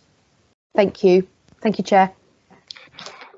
Mrs. Knight, thank you very much to you and all of your team. I think that was a very moving, powerful account of what's been going on in our housing teams over the past 7-8 months. A phenomenal piece of work alongside the work of our economy team. I think we should all be really proud of what we've managed to do and the response that's come forward on that. I'd just like to start by asking Mr. Light if there are any questions that arise from that for him, or if there are any comments that TACT would like to make at this point in our discussions about the work of our team over the past 8 months and some of the challenges going for residents. I'd just like to say that thank you to what the team have been doing in difficult circumstances, and that the different opportunities for people to get on the housing ladder and also for the council houses that are being built, that we hope that will carry on and shared ownership as well. Thank you. Thank you very much, Mr. Light. Okay, so I'll take questions now. Councillor Rutter, do we have a list of questions? We do, Chair. We have Councillor Scott, Councillor Lumbie, Councillor Brooke, and Councillor Power. And Councillor Bell has just indicated that she's had to leave for another meeting, I'm afraid. Okay. Thank you. Thank you. Okay, Councillor Scott, would you like to kick off questions?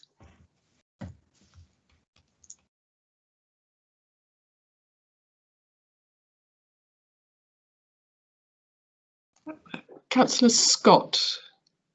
I think if he doesn't pick up, I'll move on to Councillor Lumbie and we'll come back to Councillor Scott. Oh no, Councillor Scott, you're with us. Ah, someone muted me, but I did unmute myself. Mutiny. Mrs. Russell, may I ask you a question, please, in regarding the formal letter that normally comes out to tenants and the way that you're changing your approach? Is that just a COVID thing, or is that now going to be the norm, where the personal touch of, you know, picking up the phone to discuss issues with tenants moving forward? Because that seems an absolute fantastic way, because it's always been a scary thing receiving a formal letter through the post from the City Council.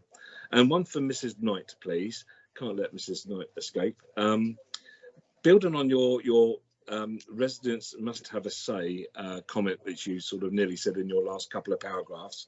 I'd like to know a bit more about that, and also about the ingenious ideas coming forward for 2021 when we come out of COVID, how we build communities, not just homes, and how we have exciting things moving forward for our tenants who are not all on arrears or homeless or taking an awful lot of officers' time, but the tenants out there who pay good money to the City Council. What will they receive moving forward on estate improvements and resources from the City Council per se? Thank you. Thank you, Chair. So yes, definitely, Councillor Scott, I can reassure you that the change in approach is definitely going to continue, as well as being well received by tenants. It's also being well received by officers.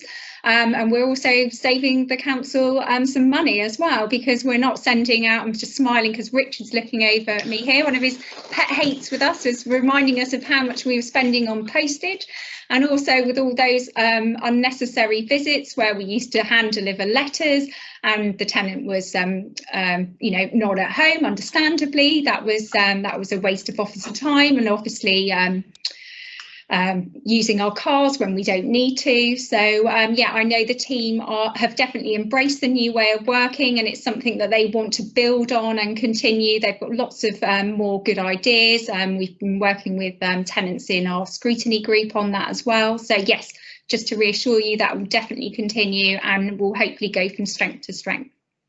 Thank you. And Mrs. Knight. Yes, thank you, Councillor Scott. I knew you wouldn't let me go off scot-free. I was expecting a question, so thank you.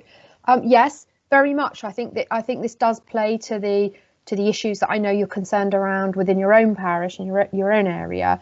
And the paper is very clear that, you know, tenants should be able to expect to understand how landlords are performing, to understand what their priorities are, to make sure that we are inclusive of their voices heard. And I think our tenant satisfaction rates, whilst, you know, 87% of tenants were very keen, that with their very, very happy with the overall service, we did have 65% that felt they weren't listened to, and that's important. It's still probably pretty good score, but it's still important that we do start to address that, and we want to do it in real terms. So to have a good quality home and neighbourhood to live in is, as I mentioned earlier, it's also about decent homes. It's about a framework of green infrastructure standards. So we need to make sure that we've got our green open spaces, and COVID's identified that. It's important for people to have those green areas to go out and to be able to create those. So some of the work that, you know, around that area on the estates is something I know you're keen on. And we need to be very supportive of those tenants that are facing antisocial behaviour and crime. That's something that I think we're pretty good already at doing. But again, it's something that we need to be making sure that everybody's voices are heard and we're timely in our responses. There's a lot around complaints, making sure that you know, we're learning from complaints, that we're involving tenants in some of those decisions again. And there will be some robust monitoring of us, you know, and almost going back to kind of earlier days where there were robust performances, you know, was expected from a landlord. Now, I'm pretty comfortable that we do all of that very well, but with regards to tenant involvement, then we will be reviewing that as well this year, and how we can make sure that we meet all the different people that want to engage with us, and not everybody wants to come to meetings, as we've discussed before. A piece of work we're doing with Councillor Weir around young people and their housing expectations, they made it very clear to us that they want to hear from us from WhatsApp and Facebook and Twitter. So, you know, we do need to think of how we can engage people through social media as well, and look at lots of new ways that we can engage people. I think it's something the team are really keen to do, and so and of course members will be involved in that and will be consulted with around their own parishes. So I hope that's answered your question. Brilliant, fantastic, thank you. Thank you. Our next question from Councillor Lumbie. Thank you, Chair, and thank you to all the officers for firstly wonderful presentations, but also thank you for all the wonderful things that you've been doing and you've done. And I think we've had a very interesting sort of look back over what's been going on for the last few months, and it's fantastic. And thank you all very much for all you do for all of us and for all the residents right across the district. I thought it was wonderful to hear also of the government support to finally try and sort the issue of homelessness out, and I'm reassured to hear that we will have the funding to ensure we don't have anybody homeless over Christmas. Was quite concerned that 8 rough sleepers were found, and I know we had comment on that, but that was a slightly concerning figure amongst it. Questions. Really, we are the Business and Housing Policy Committee, so we're looking forward. Can I ask 2 questions? I think they're both probably to Mrs. Knight, and she may want to defer on the second one. But firstly, in terms of the lessons learned, can we have a quick summary of what you think the key lessons we've learned over the last few months? And we also heard about the forms of communication. Are there other key lessons that we've learned that we'll be bringing forward? But secondly, I mean, we've heard quite a lot about council tenants, about the vulnerable, and about the homeless. But actually, in terms of our overall housing need for a district, what is the expectation going forward? What do we see as the trends, and how do we see our current stock sort of responding to that? So do we think that, for example, we're going to have a requirement for more council properties than we currently envisage? Particular types of property, what sort of types are there? What are the trends? Have there been any changes in relation to that? And finally, housing associations, because we have great teams and we've been doing a wonderful job, but I think many tenants of the housing associations often don't quite have the same experience. And what are we going to be doing going forward to ensure that they also have the same level of support as our own tenants have? Thank you. That was probably rather wide questions, so apologies for that. Thank you, Councillor Lumbie. Yes. Can I just suggest you take the first and the last of those questions, and that we take the middle question either in section 8 or 9 of this agenda. I think it's more appropriate there. Yes. Okay. Yes. To keep, we need to move on. Yes, of course, absolutely. I must admit, I thought I was going to steal Andy Palmer's presentation there. So lessons learned very much around how we support our tenants and how we have worked with our homeless households has been outlined today. We're looking at the way, really, as we've discussed before, and I know members that are very involved in housing understand it's not just housing that people require, and we saw that through Get Everybody In. It was very clear that even though we got everybody in, they weren't able to sustain their housing. There were too many other influences that prevent them from able to sustaining their tenancies, and that's the kind of work that both well, all three of my colleagues discussed how we're trying to do that. So the lessons learned are that we do need to be much more person-centric around the people that we support.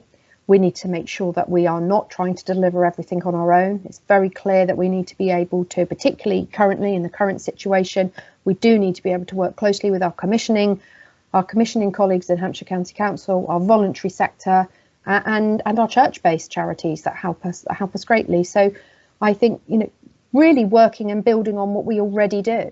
You know, I'm extremely proud of the way the team support our residents across the community, and we'll continue to do that. And I think one of the benefits that the council, the whole of the council, can be terribly proud of is we all have open doors, from, you know, from members to the chief exec to everybody. You know, we know our residents can reach us, and we have those excellent partnership working relationships and relationships with a lot of our tenants because we are approachable. One of the things that the white paper highlights is, you know, tenants and our tenant involvement teams must have access to all levels of managers. Well, they do. Richard goes and visits them, as you know, Mr. Botham visits them, Mrs. Taylor will engage with them, and so do both of the portfolio holders. So I think you know, we can always learn, but I think, as I said before, we are very well placed, and we're going to build on those really supportive areas that we've already fostered.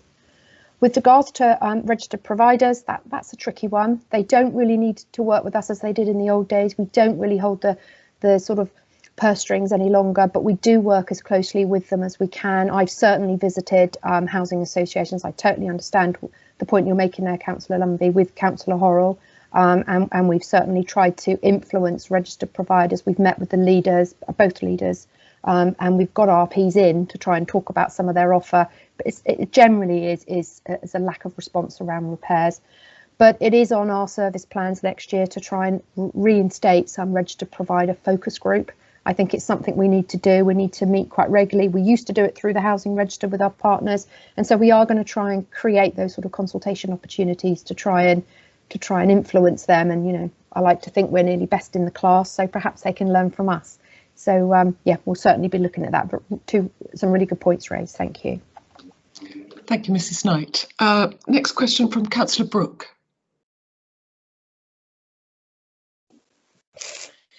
Thank you, Chair.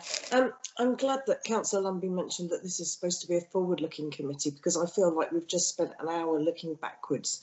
I absolutely applaud everything that the housing team are doing. The housing team perform an excellent service for our residents. I'm always incredibly supportive of it. I'm just really struggling to see where we can add any benefit with regard to this for the shaping of future policies, and why it's here and not at a member briefing. I was really pleased when I saw in the presentation and that Mrs. Knight mentioned this evening the white paper, because I thought that might be a future piece. And actually, in response to one of the questions, the social media piece and how residents would like us to engage with them is also something that this committee, I thought, might be able to help shape.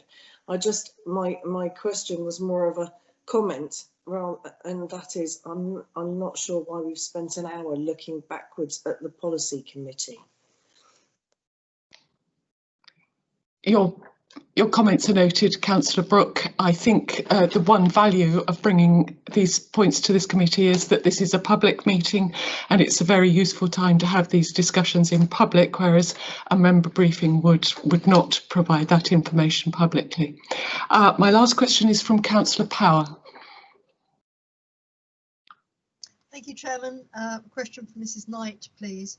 I'm very glad to hear that officers have found this a very positive change in how we engage with tenants and those in housing need. Could I just ask, has that been reflected? Do we actually need less officer time to deal with the same amount of challenges that present? Is there an efficiency saving here as well? Mr. Botham will take that question. Thank you. I think it's a good question, and I think Mrs. Russell highlighted some of the efficiencies that approach can bring through savings on administration and that sort of thing. it needs to be noted that that approach is resource intensive on officers. They're spending more, whereas they used to bang a letter out and move on to the next one. They're spending a lot more time in discussions with tenants. As Mrs. Russell said, is reaping rewards. So we are seeing that we've been able to sustain very positive performance in relation to arrears and support and that sort of thing. So it is something we're going to have to be careful about how much we can invest in that with the existing resource. I wouldn't envisage seeing it achieve efficiencies overall, although we can redirect some of those efficiencies from savings on transport and postage and that sort of thing. And if that means that we need to supplement resources in other areas, that at least allows us some scope to do that. So. I think it's all about outcomes, Chairman. If we get the result we want, then it's a balancing act, isn't it? But it's the usual stunning performance by housing in adapting to what life throws at them. I'm absolutely delighted. Thank you. So I think Councillor Power seamlessly segued into debate. Councillor Rutter, I'm assuming we have no more questions. Do we have any debate? We have Councillor Scott, Chair, for debate. Thank you. Thank you. Councillor Scott. Thank you, Chair. I'd like to thank the officers for all their presentations.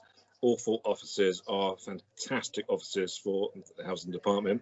Mrs. Knight, you mentioned the charter moving forward, and you mentioned about sort of 7 sort of distinct things to tick a box with on the first slide, and then it obviously goes into other aspects of it.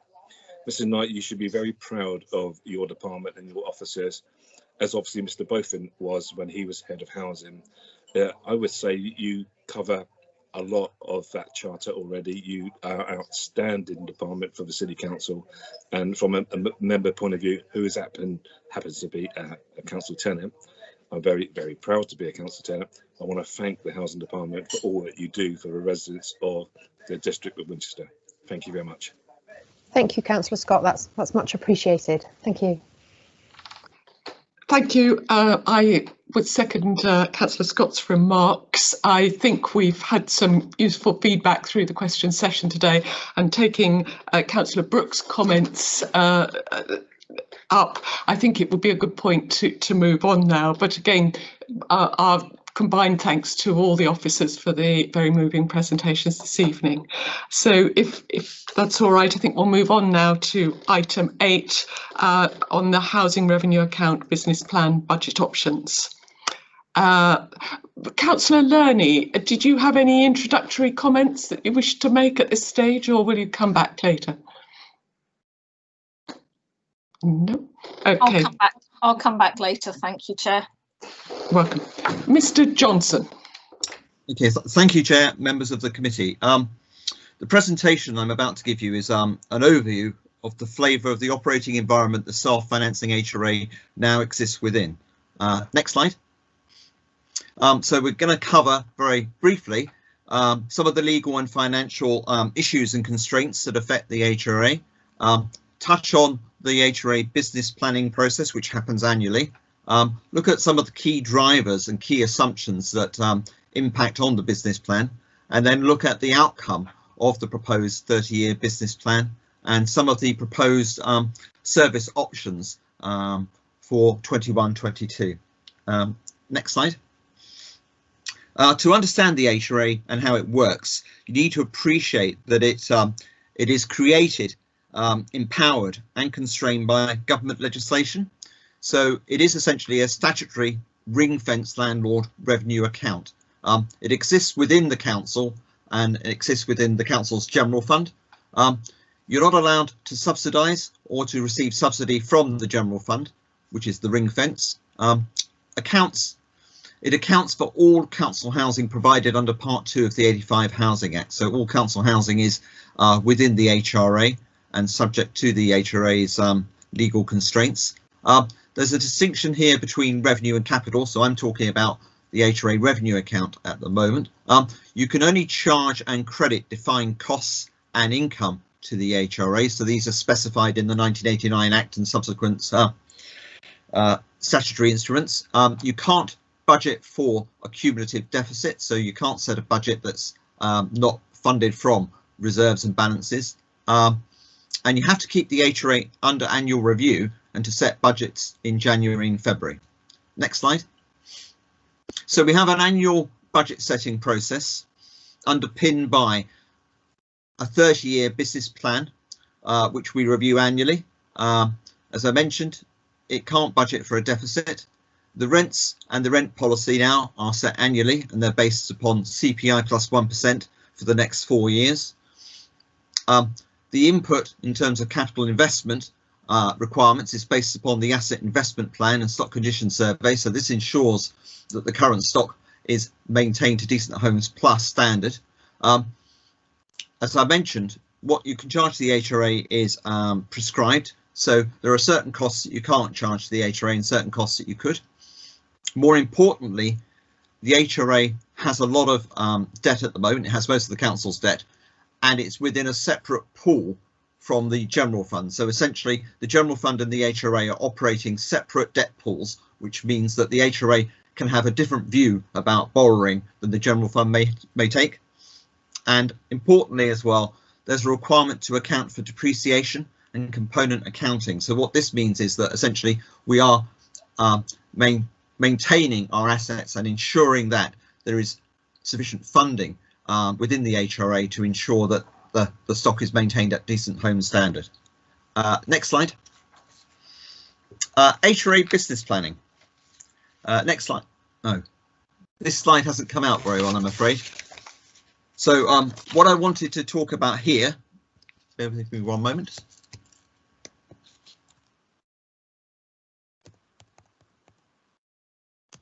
Oh, that's better. Okay, yeah. So what I wanted to discuss here was the fact that in 2012, the HRA became a self-financing HRA. And at the time, CIPFA, the public sector accounting body, and the Chartered Institute of Housing subscribed to a voluntary code for self-financing. So what this means in terms of the financial basis of business planning is that essentially we have, as an authority, a business model, and that model is maintained and updated by GL Hearn, who are a subsidiary of Capita. All the input into the model was undertaken this year from scratch and reconciled to existing primary and secondary data sources. So essentially the business plan has within it the actual rent levels and service charges pertaining to all the stock numbers and makeup, all the right to buy sales information, the 2020-21 approved revenue budget. The model is reviewed and signed off by GL Hearn as being complete and reasonable. So it reflects a number of things. So it reflects the current rent policy of CPI plus 1% for 5 years. It reflects the existing investment requirements of the existing stock, and the new build input has been significantly reviewed with colleagues, reprofiled and peer reviewed to ensure that it's profiled and funded correctly. So in terms of the business plan, we have a cash flow forecast that's flowing from an auditable data model. We've done some viability testing around all of the new build assumptions about delivery of stock. The plan itself works to allocate resources between new homes and the existing stock. And the key assumptions which underpin the business planning, such as CPI, such as borrowing rates, etc., are reviewed and compared against actual performance. And as I mentioned, the stock investment is based on accurate cost data maintained by Property Services. Next slide.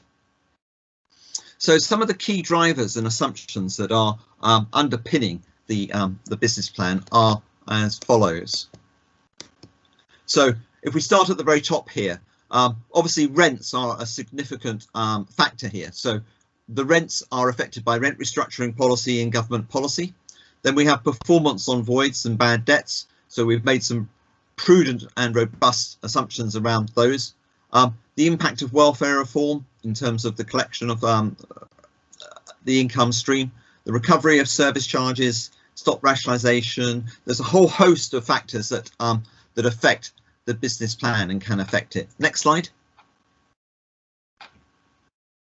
Okay, so here you can see the key assumptions that underpin this year's business plan. So in terms of the stock, we've got social, we've got affordable, and we've got TA. So the rents policy is applicable to all of them in the same way, that it's CPI plus 1%, which is assumed for years 2 to 5. And then from year 5 onwards, we've assumed that rents go back to CPI, which is a prudent assumption given recent track records.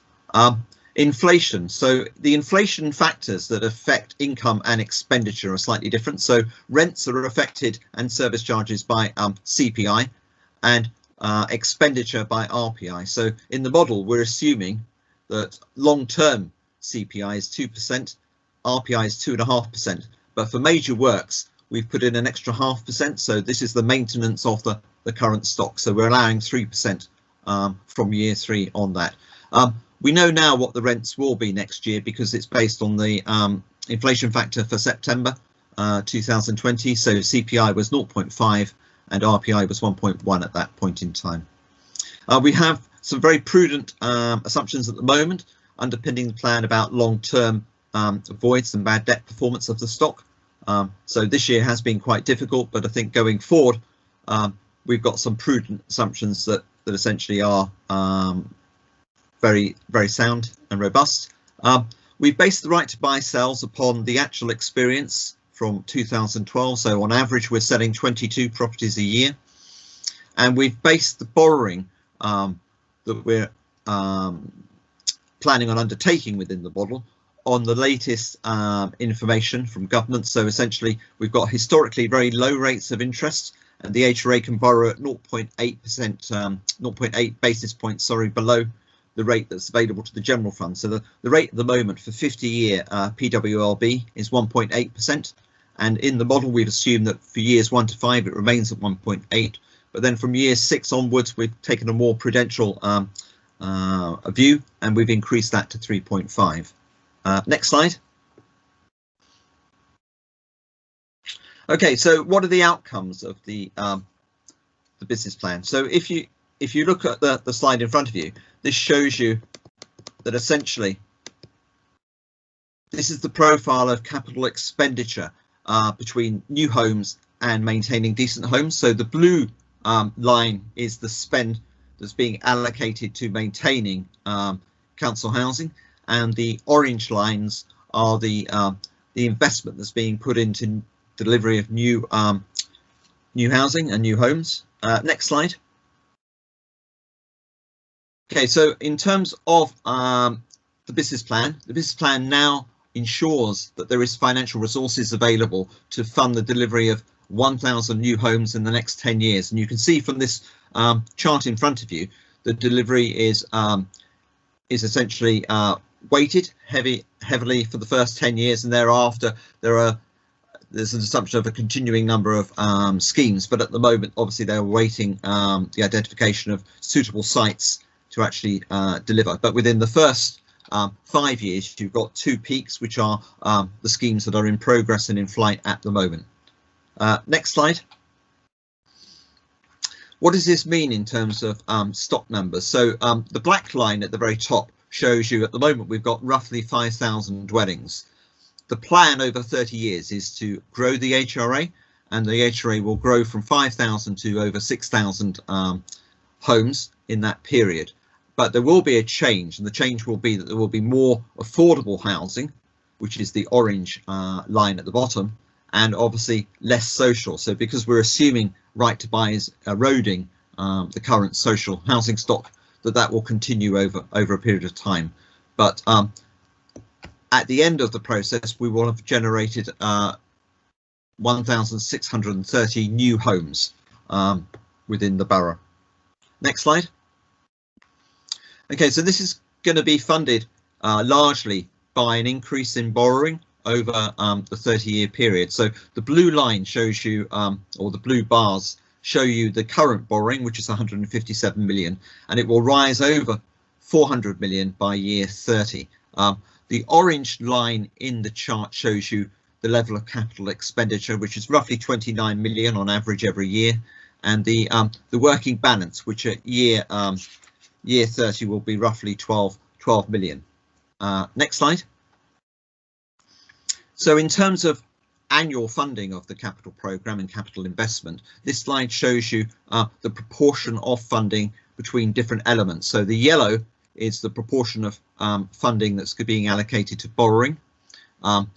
There are right to buy, one-for-one receipts, which are the next orange bar above it. Then we have other right to buy receipts, which are some of the debt retention monies. And then we have sales of shared ownership properties, Homes England funding, etc., which is the next orange bar. And then the blue bar at the very top is the depreciation, which is recycled as major repairs reserves. So that's essentially showing that from our own revenue budget, we are funding quite a lot of the spend in future years. And if we move to the next slide. So over time, borrowing is going to increase, but at the same time, it's increasing in a sustainable way, and it's increasing prudentially. This is the case because essentially we're going to grow the HRA, and the income associated with the new dwellings that we're actually delivering is growing at the same speed as the debt. So if we then turn to the final slide, in this one, you can see that overall the debt as a proportion of rental income and turnover remains fairly static at between 18 and 24% roughly. Okay, next slide. So looking at the HRA business plan itself, the outputs of the current business plan are that the business plan is viable and sustainable, which is a key measure under self-financing. The stock can be maintained at Decent Homes Plus standard, which is investing an extra 345 million over the 30-year period. There is also, importantly, significant investment in delivering the new homes. So we're putting £500 million into the delivery of new homes. It increases the gross supply of affordable housing by over 1,600 units. Within the plan as well, within the next few years, there's existing investment in climate change of 10.7 million. And as I've mentioned, the HRA outstanding debt increases from 157 million to about 407 million over that period, but it remains affordable as a percentage of income between 18 and 24%. And also we'll have minimum balances projected throughout this period of £3 to £6 million, which will obviously help us to mitigate any risk. Last slide.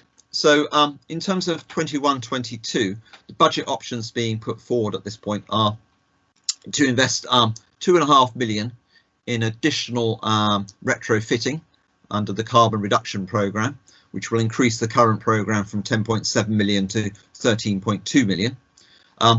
To facilitate the effective application of all of this investment, it's proposed that we create a new post for an energy officer to support that. We're also looking to put an extra 10 million provision in for the purchase of land for development next year, and we are retaining the current £50,000 a year that we have within the budget to support universal credit claimants. As an aside, there's also investment happening in the sewage treatment works, which is additional to what we've currently got of 200,000, which will allow some critical investment to reduce nitrate discharge. And that's it. Thank you. Thank you, Mr. Johnson. That was a tour de force in the time available. Councillor Lerney, do you have any comments at the moment, or shall I move on to questions?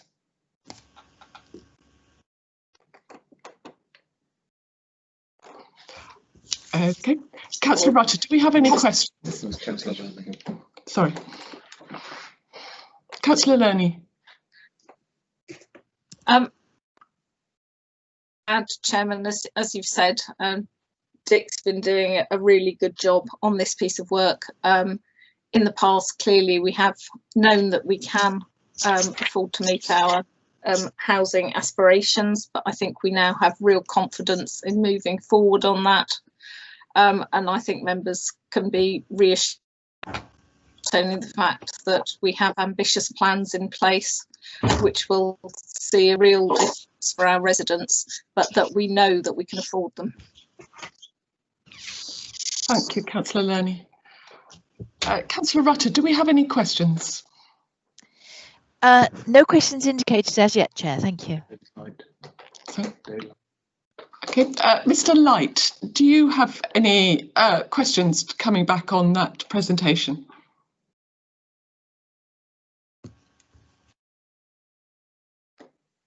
Only that it looks so affordable as and will cut down the amount of cancellators, and that's about it really. Thank you. Okay. Okay, do we have any debate at this stage? We have a question from Councillor Scott now, Chair. Thank you. Councillor Scott. Sorry, Chair, I can never type as quick as the chairperson asks for the question, so there we go. Couple of questions. A few years ago, when we were in Cabinet Housing, there was a 1% rent reductions, which obviously caused a bit of concern with money coming out of the HRA. Have we sort of caught up on the rent reductions for the tenants over that, I think it was about 4-year period? And moving forward, exciting to hear about the 1,000 houses in the projection. Is that based primarily on social rent, or is it still targeted on affordable rents? Thanks. Okay. Mr. Johnson, are you able to take those questions? Yeah, so in relation to the first question, the Welfare Reform Act introduced 4 years of rent reduction, which was the 1%. This year, 2021, is the first year of 5 years of the new policy of increasing rents in line with CPI plus 1%. Thereafter, the rent regulator is suggesting that rates will drop back to CPI, which is why we put that into the business plan. In terms of the product that we're looking at developing, there is an element of social within some of the schemes, I think the Valley, but most of it is predicated on affordable at 70% market rent. Thanks so much. Thank you, Councillor. Thank you, Mr. Johnson. If that's all questions, do we have any debate, Councillor Rutter? No debate, Chair. Okay. Well, I think given the fact that time is running short this evening, I would thank Mr. Johnson again for a very informative presentation. I think for many of us, we've probably never really seen inside the housing revenue account business plan quite so ably before. Really welcome that, and obviously look forward to seeing the papers as they develop in the coming months. If that's all right, I think, is there anything we need to note on that, Mr. Benson? No. The report will be converted into a proposal for cabinet in December, a budget options paper for cabinet in December that will feed through to the detailed HRA budget in February. But the options that were set out in Mr. Johnson's final slide, we'll take those forward. We just wanted to share those with members so that and get any initial feedback. And yes. I know Mr. Johnson has shared that with TAC separately as well. Okay, thank you very much. I think I won't delay. If members are willing to bear with us, I think we could just take the housing strategy report as well at this stage, because again of that programme of papers coming through to cabinet, I think it is useful if we could hear that this evening. So move on to the final item, housing development strategy. Thank you, Chair. I'm conscious of the time, so I'll quickly run through a series of slides which sets out the key points of our emerging development strategy, and then hopefully give you a chance to comment and discuss the key points. So just as a recap, currently we've completed 223 homes. We're on site with a further 119. The two principal schemes there that members will probably be aware of is the Valley and at Hook Pit Farm Lane at Kingsworthy. Both of those will be complete, hopefully in the first half of the year. That's certainly the plan at the moment. We've got a further 85 homes going through the planning process. Principally, that's Winnell and Southbrook Cottages, and they should be on site in 2021-22 as well. We've got a further 22 at design stage. We've got 160 that I've called in sort of negotiation stage. The most significant one of those, which members may be interested in, is an extra care scheme at Kingsbarton. Now, that will be dependent upon when that particular phase of Kingsbarton is brought forward by Cala Homes. So we're a bit in the hands of the developer on that particular site. And you'll see there's another 400 homes in what I've called strategic long-term opportunities, and that's where we're negotiating some quite large packages of land, one of which with Homes England at the moment. So moving on, just looking quickly at resources, as Dick has already highlighted, the HRA business plan identifies £500 million for new homes over the next 30 years. That equates to 125 million for the programme over the next 5 years, funded from borrowing and right to buy receipts. Our current staff team, New Homes, is equivalent of 7 posts, but we also fund posts across the council. So we fund posts in legal, planning and estates as well to support us with that work. So moving on to the sort of what I might call the high level targets. The first one is meeting the aspiration for Homes for All, which is in the council plan at the moment, and we've heard a little bit about that already this evening. And when we say Homes for All, that's both in terms of the size of the properties, a mixture of 1 up to 4 bedroom homes, but also tenures as well.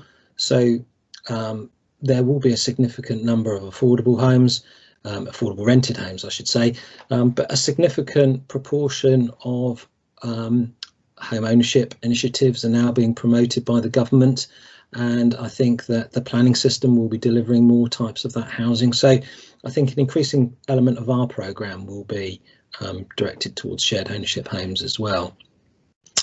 Now, obviously, we've got the 1,000 home target to complete between 2020 and 2030. We've got to address the climate emergency by designing new homes to deliver net zero carbon. We are aiming to build high quality, healthy, affordable homes, and we have to still ensure that they offer value for money and are benchmarked in terms of their build costs. At this stage, I'll hand over to Debbie Rhodes to go through some of the challenges that we face. Thank you. So I'm going to concentrate on the first 3 challenges because those are the ones that are the most pressing. So first of all, land. Without a site, there is no project, and so this is the most critical challenge. And I would say the good size and relatively easy sites to develop on the HRA land have already been developed. General fund sites need to be explored, and we can and do bid for other sites, but it's difficult to compete with developers, and then the timescales are out of our control. On resource provision, the project team led by the New Homes team includes colleagues from other departments and external consultants. Colleagues in other teams may have other priorities and may be working on different timescales, so that can be a challenge. In terms of financial resources, that's less challenging, as both Andrew and Dick have said. We have got the HRA business plan has identified 500 million for new homes. And then there's the tension between cost and quality. The Winchester brand is high quality and low carbon, but both of these add cost and challenge the financial viability. The cost of achieving zero carbon homes, either AECB or Passive House standards, is about 10 to 20% higher than meeting just building regs. But there are longer term savings for residents and the council as the homes are built to higher performance standards. And we also have the costs of nitrates mitigation and infrastructure costs such as electric substations, and those can have an impact on viability as well. Some of the other issues, procurement, challenge of procurement, Brexit, and perhaps just mention the impact of new legislation. So the new model for shared ownership, which allows for as low as a 10% initial share and repairs to be undertaken by the landlord for the first 10 years. That's designed to make ownership more accessible, but will be an added pressure on viability. Next slide, please. In terms of responding to the climate emergency, so the council plan is to ensure all homes are energy efficient and affordable to run, and be innovative in moving the energy efficiency of new and existing homes towards zero carbon. So we're aiming, Passive House is the most reliable way to achieve net zero carbon, and where we can't achieve Passive House, we will achieve very high energy efficiency standards. Our first scheme, Passive House scheme at Southbrook Cottages, Mitch Dever, is due to go to planning in the new year, as Andrew's already said. And homes that achieve these high energy efficiency standards also provide healthy, comfortable homes. And I think this is really important for residents going forward. They're economic to run for residents because they have a low heating requirement, and that addresses fuel poverty and also avoids the heat or eat dilemma that poorer residents can face. Good insulation ensures the homes maintain constant temperatures, warm in the winter, cool in the summer. Air tightness means that mechanical ventilation is required, which provides a constant supply of clean, fresh air, which prevents mould growth. And that's good for people with respiratory conditions such as asthma, and evidence suggests it's also good for removing small COVID droplets too. The air tightness and double or triple glazing means the homes are well soundproofed, which is good for physical and mental health, as is the light provided by good sized windows, providing natural lighting. And of course, the design of new homes will have a positive impact on the environment by reducing carbon emissions and increasing resilience to climate change and extreme weather events, such as sustainable urban drainage, rainwater planters, solar shading and other features to mitigate overheating and more extreme weather. Next slide, please.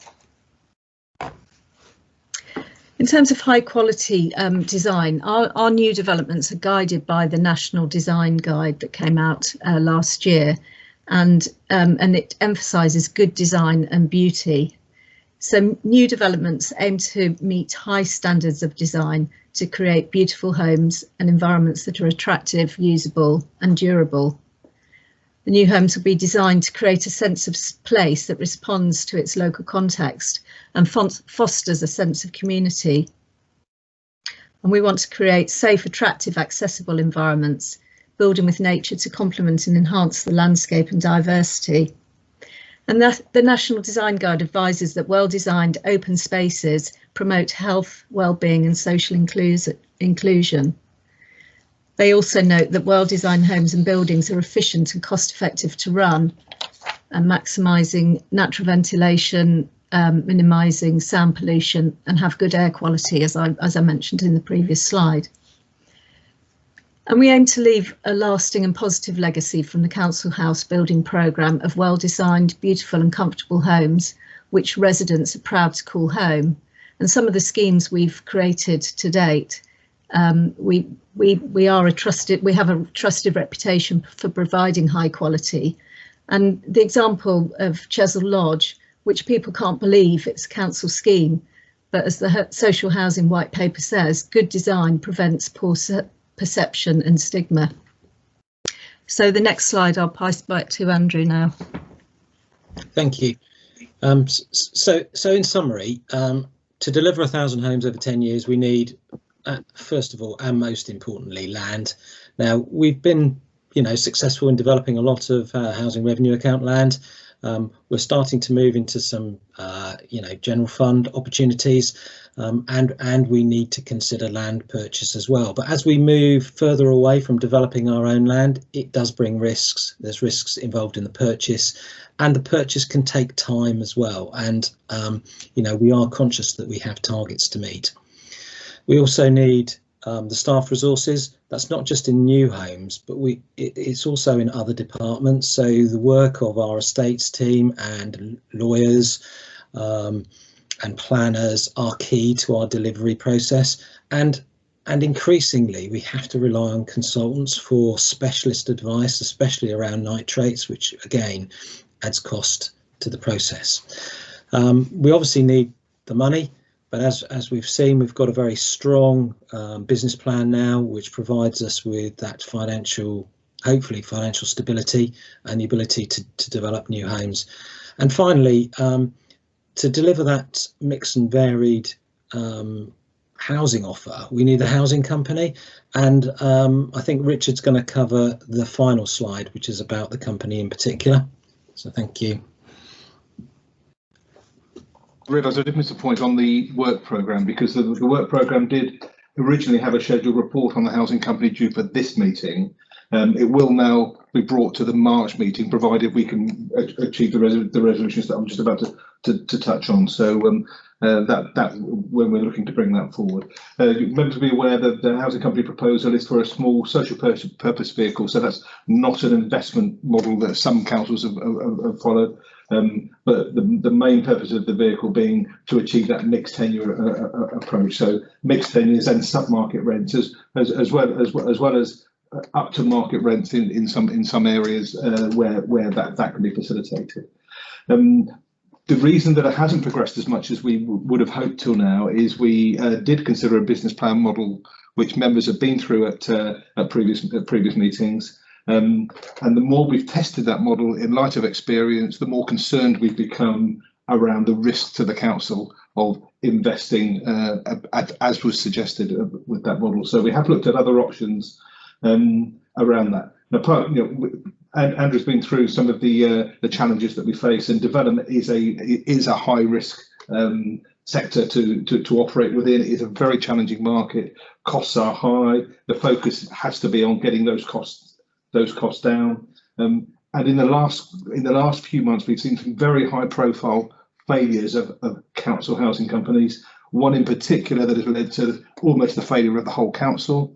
And remember to be aware that Croydon Council that has a 114 notice currently on it, and a large contributing factor of that was the failure of the Brick to Brick housing company that formed part of that. So that's well documented.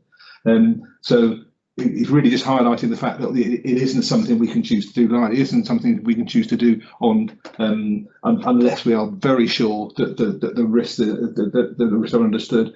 Building within the HRA has financial advantages, so there isn't a financial advantage from building through a housing company. So the HRA builds at the moment it can secure borrowing below 2%. A housing company would borrow at nearer 6%. So that's the sorts of challenges. What it does do, of course, is it does allow us to achieve that mixed tenure target, and that remains a target in the council plan. And we do consider that to remain an important element of the housing strategy, which Andrew is looking to bring forward in the new year. So it remains an option that we need to identify a way of delivering. We do have a revised business plan model we're now working on. And that's approaching it on leasing properties from the council, building properties by the council and leasing them to a housing company, which allows them to be let in different tenures. The council can't let mixed tenure properties apart from on secure tenancies and shared ownership, which is the current approach that it takes. Like I say, we have a model that we continue to test. We'll be stressing that as much as we possibly can to make sure that we're satisfied that the risk can be mitigated. And that model will be proposed to council in the new year, and we're aiming for March 2021. So that's why the next meeting of this panel hopefully will be one that we can bring forward and take members through the detail of the proposal and how that will support the development strategy moving forward. So. Thank you, Mr. Botham, for that helpful summation. And I think it was, in a sense, important to have that full introduction leading us to that point where we could consider the housing company position on that debate. Well, sorry, Chair, just for members' purpose, that the challenges Andrew is taking you through there will be converted into a development strategy that we're hoping to present to Cabinet in the new year, taking through some of the challenges that we're facing. So what we're really looking for is sort of member views on those, on how we might address those challenges. We also heard from Mr. Johnson that we've made some provisional sums in the business plan that would allow us to acquire sites, which is an important part of that development strategy. There are risks involved, and I think we all need to be conscious of the risks that we're facing as part of moving forward with those priorities. Okay, thank you very much. Before we go on, I just wanted to ask members, obviously we have run over by half an hour, which possibly isn't unreasonable. We could probably spend another half an hour discussing this. The question is whether you are willing to continue for maybe 15 or 20 minutes, or whether we might discuss with officers offline to have a short follow-up meeting, which would probably be in the form of a member briefing. Do I have any views on that particular point? I'm not sure. Maybe you could put it into the chat if you have any thoughts on that. Chair, we have two members happy to continue, and we have 4 questions waiting to be asked. Perhaps we could just ask members to keep their questions as brief as possible. I think we'll do that, and if we get to the point where we have to call it a day, then we'll come back with other suggestions. So first question is from which councillor? Sorry, yes, so Chair, we have questions from Councillor Power, Councillor Scott, Councillor Brooke and Councillor Horrell. Thank you. Councillor Power. Thank you, Chairman. Very quickly, is there any potential for us to build the affordable part of any new housing developments, and would that reduce the land cost for when we run out of HRA land? And secondly, we are seeing a change in open market housing to single person housing. Are we seeing that same pattern in housing need within our housing list? And what I think we asked at the previous meeting, if we could have a housing need by bedrooms against banding. I don't remember seeing that, Chairman. Thank you. Thank you, Councillor Power. Is that one Mr. Palmer can take? Mr. Palmer. Thank you. I was perhaps need a little bit further explanation from Councillor Power on the first part of her question. Was it in relation to private sector sites where developers bring them forward? Yes, it was, Mr. Palmer. Thank you. Yes, thank you. The planning regulations are changing, and you may have seen the planning white paper that came out in September, which tends to suggest that developers, first of all, the threshold for the delivery of affordable housing on sites may change, certainly in the short term, so that a lot of sites now won't have to provide affordable housing, potentially in the short term. And then sites which do come forward over the longer term, developers will be given the opportunity to develop 50% of the affordable housing quotient as these new starter homes for sale, for discounted market sale in effect. So I think that in the long run, Section 106 sites will actually provide a lot less opportunities for housing associations to deliver affordable housing, and therefore I think for us, I think it will be very difficult to break into that market to do that. And so my feeling is that the local authority, us as the planning authority, will have more scope to choose how we want that affordable housing delivered. We may choose to take a contribution, for example, in lieu of the affordable housing. We may choose to have more shared ownership if we wanted to. So I think it's a bit of a double-edged sword. There's clearly going to be less affordable housing, but we may have more opportunity to influence what that actually is on the site. So I think that's an interesting area to see how that emerges. To answer the questions on housing need, our waiting list always indicates the highest level of need is for for one-bedroomed accommodation, be that for singles or couples. But actually, we tend to develop a basket of provision, a basket of different sizes of accommodation, because we have got an increasingly elderly population, for example, who within our council stock. So we have to offer, I feel, a credible, decent housing option for that group of people who may not have put their name down on the housing register as yet, but we know that their needs will be increasing. So I think our programme will always be balanced across all the different sizes, to reflect not just the people on the register, but the need that we expect to come up. Have I missed any questions of yours there? Could we have an updated list of housing need by band? I'll show you the one. The one I've got is dated 2014. Right. Okay. Maybe we could have a new version. Yeah, I'm sure that can be arranged. Councillor Scott. Chair, due to the time, I'm happy to hold back my questions and liaise further down the line with Mr. Palmer. Thanks. Thank you, Councillor Scott. Councillor Brooke. Hello, thank you for the presentation. As part of the presentation, it was stated that there will be an aim to achieve passive house standards. There was no certainty around the ability to achieve that, so I wondered what the caveats were there and why they seem uncertain that they'll be able to achieve them. If I may, Debbie might like to come in at some stage, but we are developing a pilot passive house project at the moment to see what those drawbacks may be, what the cost parameters are, and also how tenants will live in these types of properties, because these properties potentially which we're building for the future are very different and to houses that people will traditionally live in. They require the mechanical ventilation to run all the time, for example, to ensure that clean air is supplied. They have the filters on the mechanical ventilation need to be changed on a regular basis, all of which we have to evaluate and test.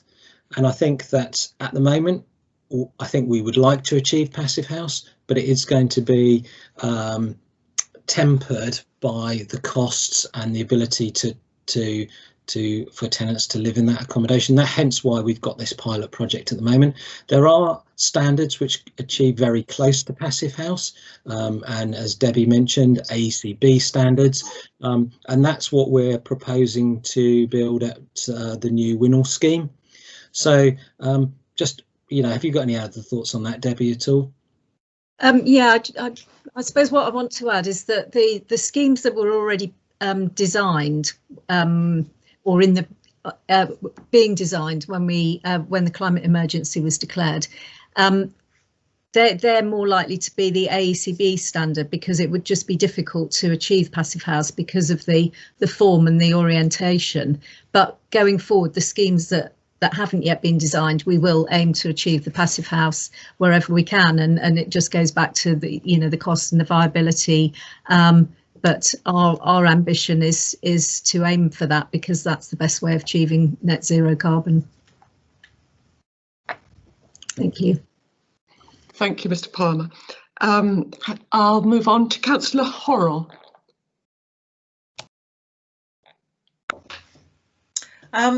Thank you, Chair. I must say I'm hugely shocked and disappointed by the last page of the presentation this evening. We've spent several years and many tens of thousands of pounds with consultants working out how to effectively use a housing company as a means to provide different types of housing within the Winchester district. And to have one page that says we're going to change tack after so many documents, and in fact we've had papers to council, I believe, about the nature of the housing company, to say that we're changing tack is really rather surprising. And secondly, as a policy committee, I would have hoped that you would have been looking for input from members as to how that might be shaped in the future. Whereas I think I heard Mr. Botham say that we'll get a look at this in March, but not to shape the proposal. So, Chair, I think my question is there another opportunity for members who have a vested interest in the housing stock in this district to be involved, and rather than just having a paper that goes to Cabinet that doesn't allow the bigger opportunity that this committee allows for input and debate, whether this could be reviewed in terms of how you intend to tackle this particular piece of housing activity. Thank you, Chair. Thank you, Councillor Horrell. Mr. Botham. Yeah, certainly understand the question, Chair, and appreciate the sentiment that Councillor Horrell is raising. It wasn't my intention to say we're changing tack. The objectives of the company will remain the same, and it was to provide sub-market rent property, mixed tenures, on a relatively small scale compared to the broader housing development programme. So that's exactly the objectives on which the original proposal was brought forward. What we haven't been able to do is to come up with a business plan yet that makes that work for development in Winchester, which is it's an expensive area to develop in, and to get that working through a housing company model is challenging. We continue to work on that. We do have a proposal for that, and it is our intention to bring that back through this committee. If the proposal works and we want to bring it to Cabinet ahead of that March meeting, we could always arrange a special meeting of this committee but I'm more than happy to give a commitment that we need that wider policy input into it. So exactly right, that it should come through this committee first. Thank you, Mr. Botham. I think that makes it clear. We'll get another look at it before it becomes sort of tablets of stone. Thank you. I think, do I see Councillor Lumby with his hand up? Councillor Rutter? Thank you. Yes, Chair. Councillor Lumby. Yeah, thank you. That's kind, and I will be brief. You kindly, Chair, suggested that one of my earlier questions should be deferred to this stage, which was asking about the projections for housing need going forward in relation to the district, in terms of the types and the varieties and the sizes and so on and so forth. And I noticed that Councillor Power has kindly asked a similar question in terms of the banding. I suspect that now, as we're all probably a bit tired and in need of sustenance, is not the time to go through it, but perhaps that's something that we could return to at the next meeting or receive a separate briefing on. I think we'd all probably welcome that opportunity to do that. So I'll talk with officers afterwards about when's the best time to bring that back, or the form that should take. But I think it is something of interest to us all. Thank you for re-raising that. Mr. Light, you've been sitting very patiently for us. Were there any questions for you arising out of these presentations on the strategy going forward? Only that it looks as though the council have quite a hard job of getting to zero carbon in the next few years, but they are looking at different aspects, I know, so I have to see what happens there. Okay. Indeed, I think it is going to be one of the larger challenges that we face, along with finding land for our ambitious development plans. Councillor Horrell, I think I see you with another question. Thank you, Chair. It's just making sure we connect, Chair. At the performance panel, we raised some questions about the sites and the new homes plan. And although Mr. Palmer has kindly given us some top line numbers this evening, I think we had asked for a more detailed analysis, and maybe, Chair, you could liaise regarding how we get that information to members through your committee or some other route. Thank you, Chair. I've made a note of that. In fact, I had meant to go back to the notes from the latest performance panel, but thank you for reminding us about that. Yeah. Before we close, do we have any debate at this stage on the issues raised in the Housing Development Strategy paper? Councillor Rutter? There's no debate indicated, Chair. Okay, well, I think we have taken a lot of everybody's time. I think it has been a fascinating meeting this evening. Really thank the housing team for all the information that they've brought forward to us here. Clearly a lot of food for thought and further debate in the months ahead. Look forward to the next meeting in March, but I think there probably will be a case for at least a member briefing of some form between now and then, where we can get our teeth into some of these issues. Certainly, Chair, we can facilitate that on the last point around housing need and assessment. That may well be best suited by a member briefing, so we're happy to consider that. Thank you.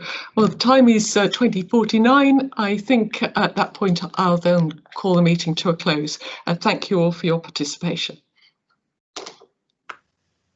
Thank you. Good evening. Thank you, Chair. Good night, everybody.